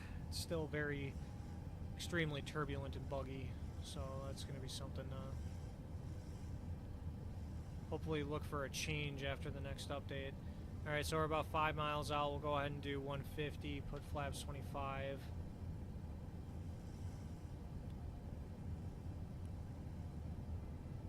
Then our VREF speed is 136. So we'll go ahead and put 140 on the speed bug afterwards. Oh man.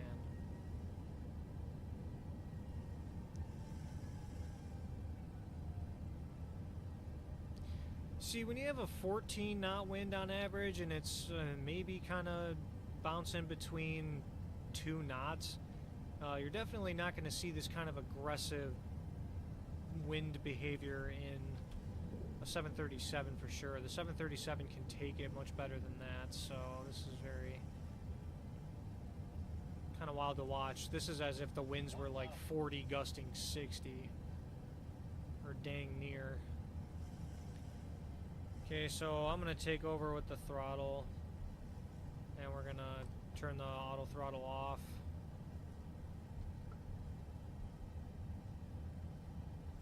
To maintain our airspeed. It's a very aggressive pitch up.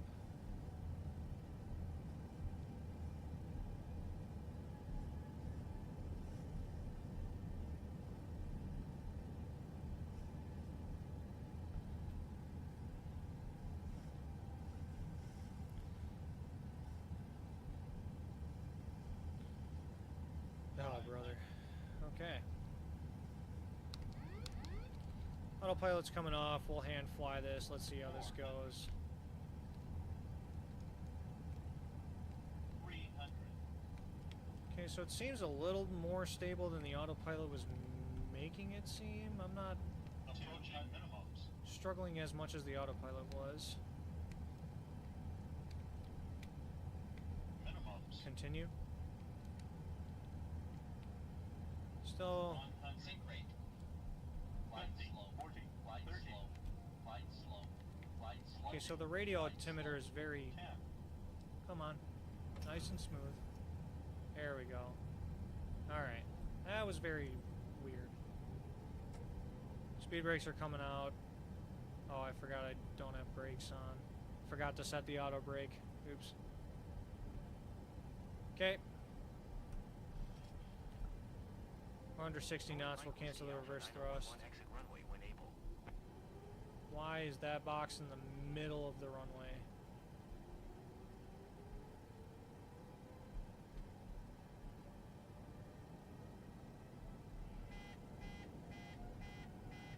What is... Oh. The brakes were still on RTO. I forgot to turn that off during climb. That's weird. Boeing Mike Whiskey Alpha 9011 exit runway when able. Okay, so it wants...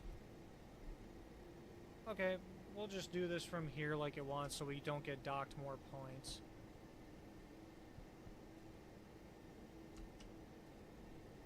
So apparently we can't even do that. So yeah, we're definitely going to the right. I'm just gonna get off of the runway here. Oh my goodness. Yep. That's so odd.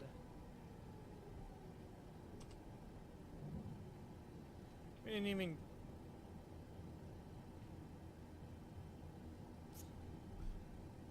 We weren't even close to a taxiway and it said we entered one without clearance, so... Buggy.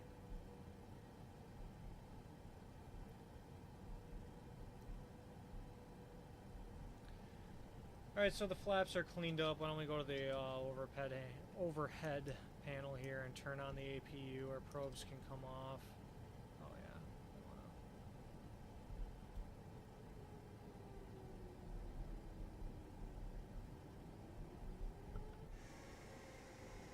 Any skid marks behind us? No. Good. Yaw damper can come off as well. Landing lights and runway turnoffs are coming off.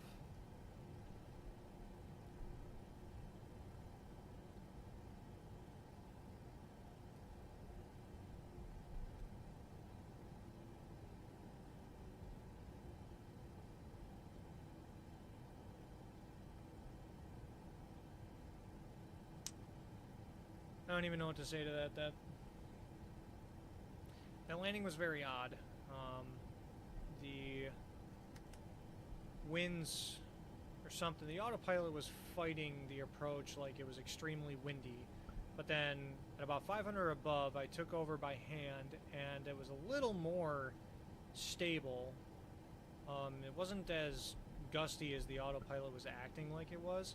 But then we got closer to the runway, and then it started acting weird, and our VREF was 136, and when I was at about 150 knots, the plane started dropping as if I was stalling, something like that. I had to add extra power before we touched down so we didn't slam into the runway. It was It's very strange. This aircraft handles extraordinarily, like, weird still. It doesn't seem...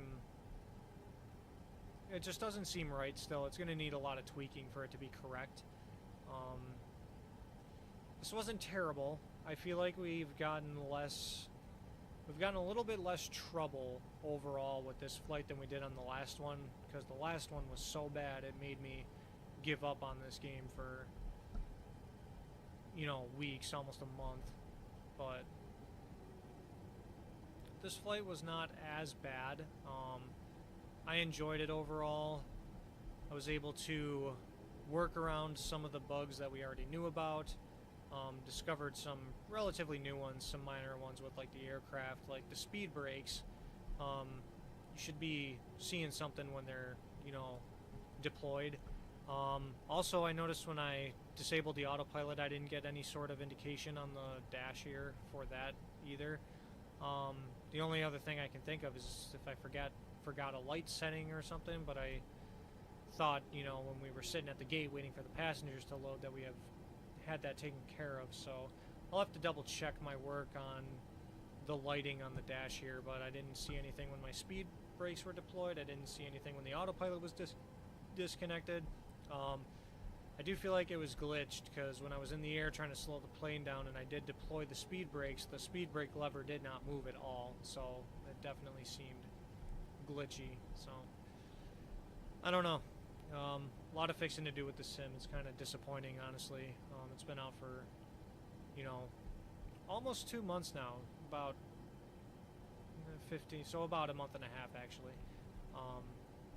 Which isn't a ton of time, but given the amount of time it's been worked on and announced and all that, and given the ample opportunity to do a big bug fix, it didn't seem to work out that way. So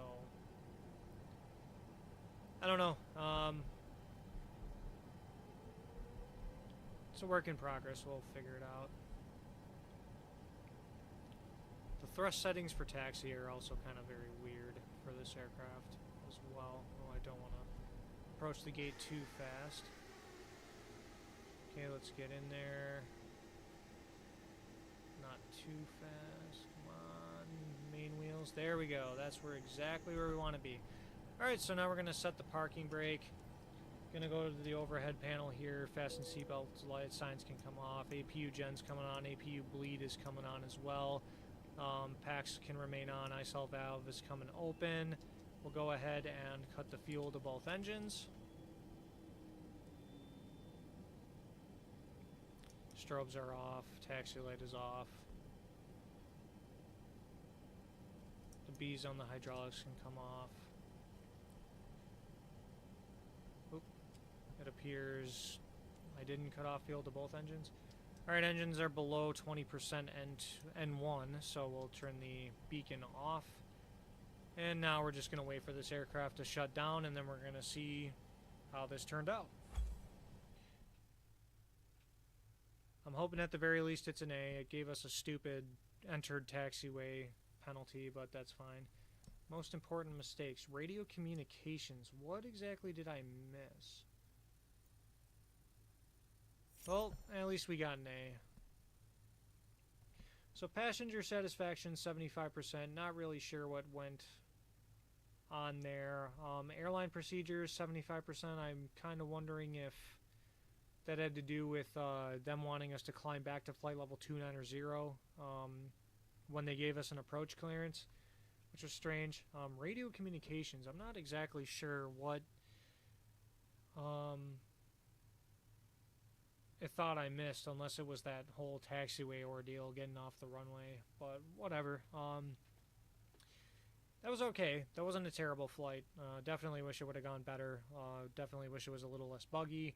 The aircraft handles very strange. We took off and the climb out was very hard to deal with because the aircraft was very hard to handle. The trim setting that it gave us in our performance calculations was definitely too far forward, so the nose didn't want to lift above 5 degrees nose up pitch. So that was pretty bad. And then we had to recycle the flight level change setting on the autopilot because it wasn't actually activated despite indicating activated. So that was really good and all. And then once we managed to figure that out, we got the aircraft under control. Climb out was just fine. We got to our cruise altitude. We made all the proper announcements. We got our cruise announcement for the passengers. We got our descent announcement.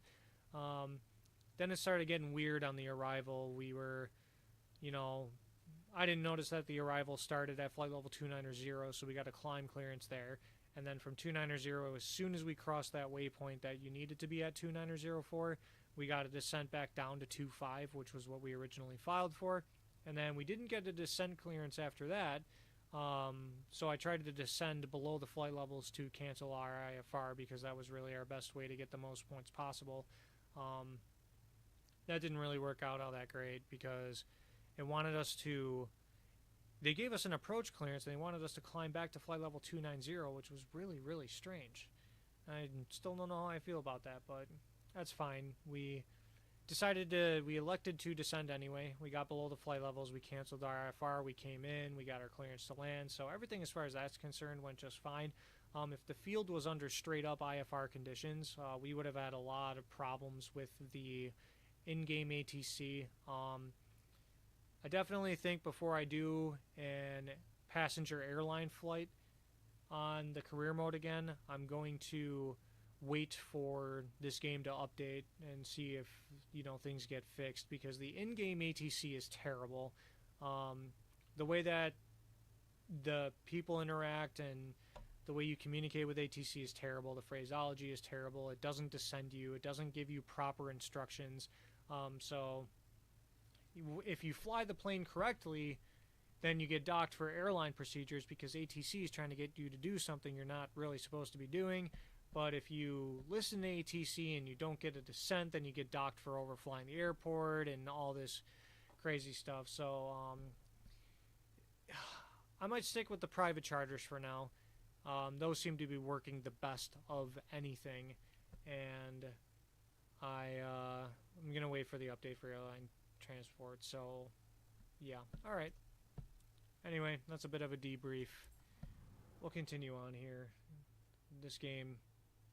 I love it. Don't get me wrong. The graphics are really nice. The idea of the game is really nice. It's pretty good, but it definitely needs some work. I'm trying to get high scores. I'm not solely about the credits. I do want to start my own company, but I want to wait for the glitches to stop so my company doesn't get totally screwed over when I do finally start one. Yeah. Anyway, 22,910 credits. I like that. That's pretty good. Our reputation is about to increase, so that's really nice. I like that. A 10% bonus for each mission. So now we're climbing back up.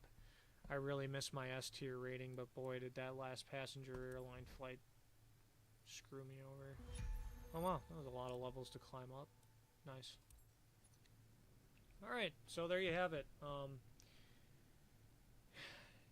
Yeah, the passenger airline flights are very broken. I don't think there's a way to get 100% on airline procedures or passenger satisfaction. I think there's some kind of glitch there that is preventing you from doing so. Definitely a lot of work before we get back into those particular missions, which is sad because that's the kind of missions that I want to do. I want to do the airline missions, but if it's going to be this broken, not just the ATC but the aircraft itself, it's going to be really hard to deal with, and I don't want my ratings and all that stuff to decrease because of that. So we're just going to stick with the VIP private charters for now, and once this game gets updated, we'll try and come back to it and see if we can start a company or not. So, but that's all I got you guys for you guys. Next time will be for sure a private VIP charter. We'll get back into this game, and who knows, maybe I'll even hop in some free play and test out some of the other things within this game, test out all the aircraft, maybe test out some of the approaches. We'll see, but I'm thinking next time is most likely going to be the private charters. So that's all I got. Don't know when the next stream is going to be, but hopefully it's soon. Got a busy schedule. Got my flight portion of my stage check on Monday, so good luck to me on that one. And then Tuesday I go in for my medical and all that stuff. So we'll see how timing works out and see when I stream next. So thanks to whoever may have tuned in. Again, if you guys have any ideas that you want for future videos, send them to me, comment. I'll figure that out for you, see if I can make a video. You know, whether it's instructional or whether it's fun, whatever you want, let me know in the comments. But yeah, that's all I got for you guys. We'll see you next time, and hope you guys had a very happy new year, and here's to a better 2025. And yeah, there we go. See ya.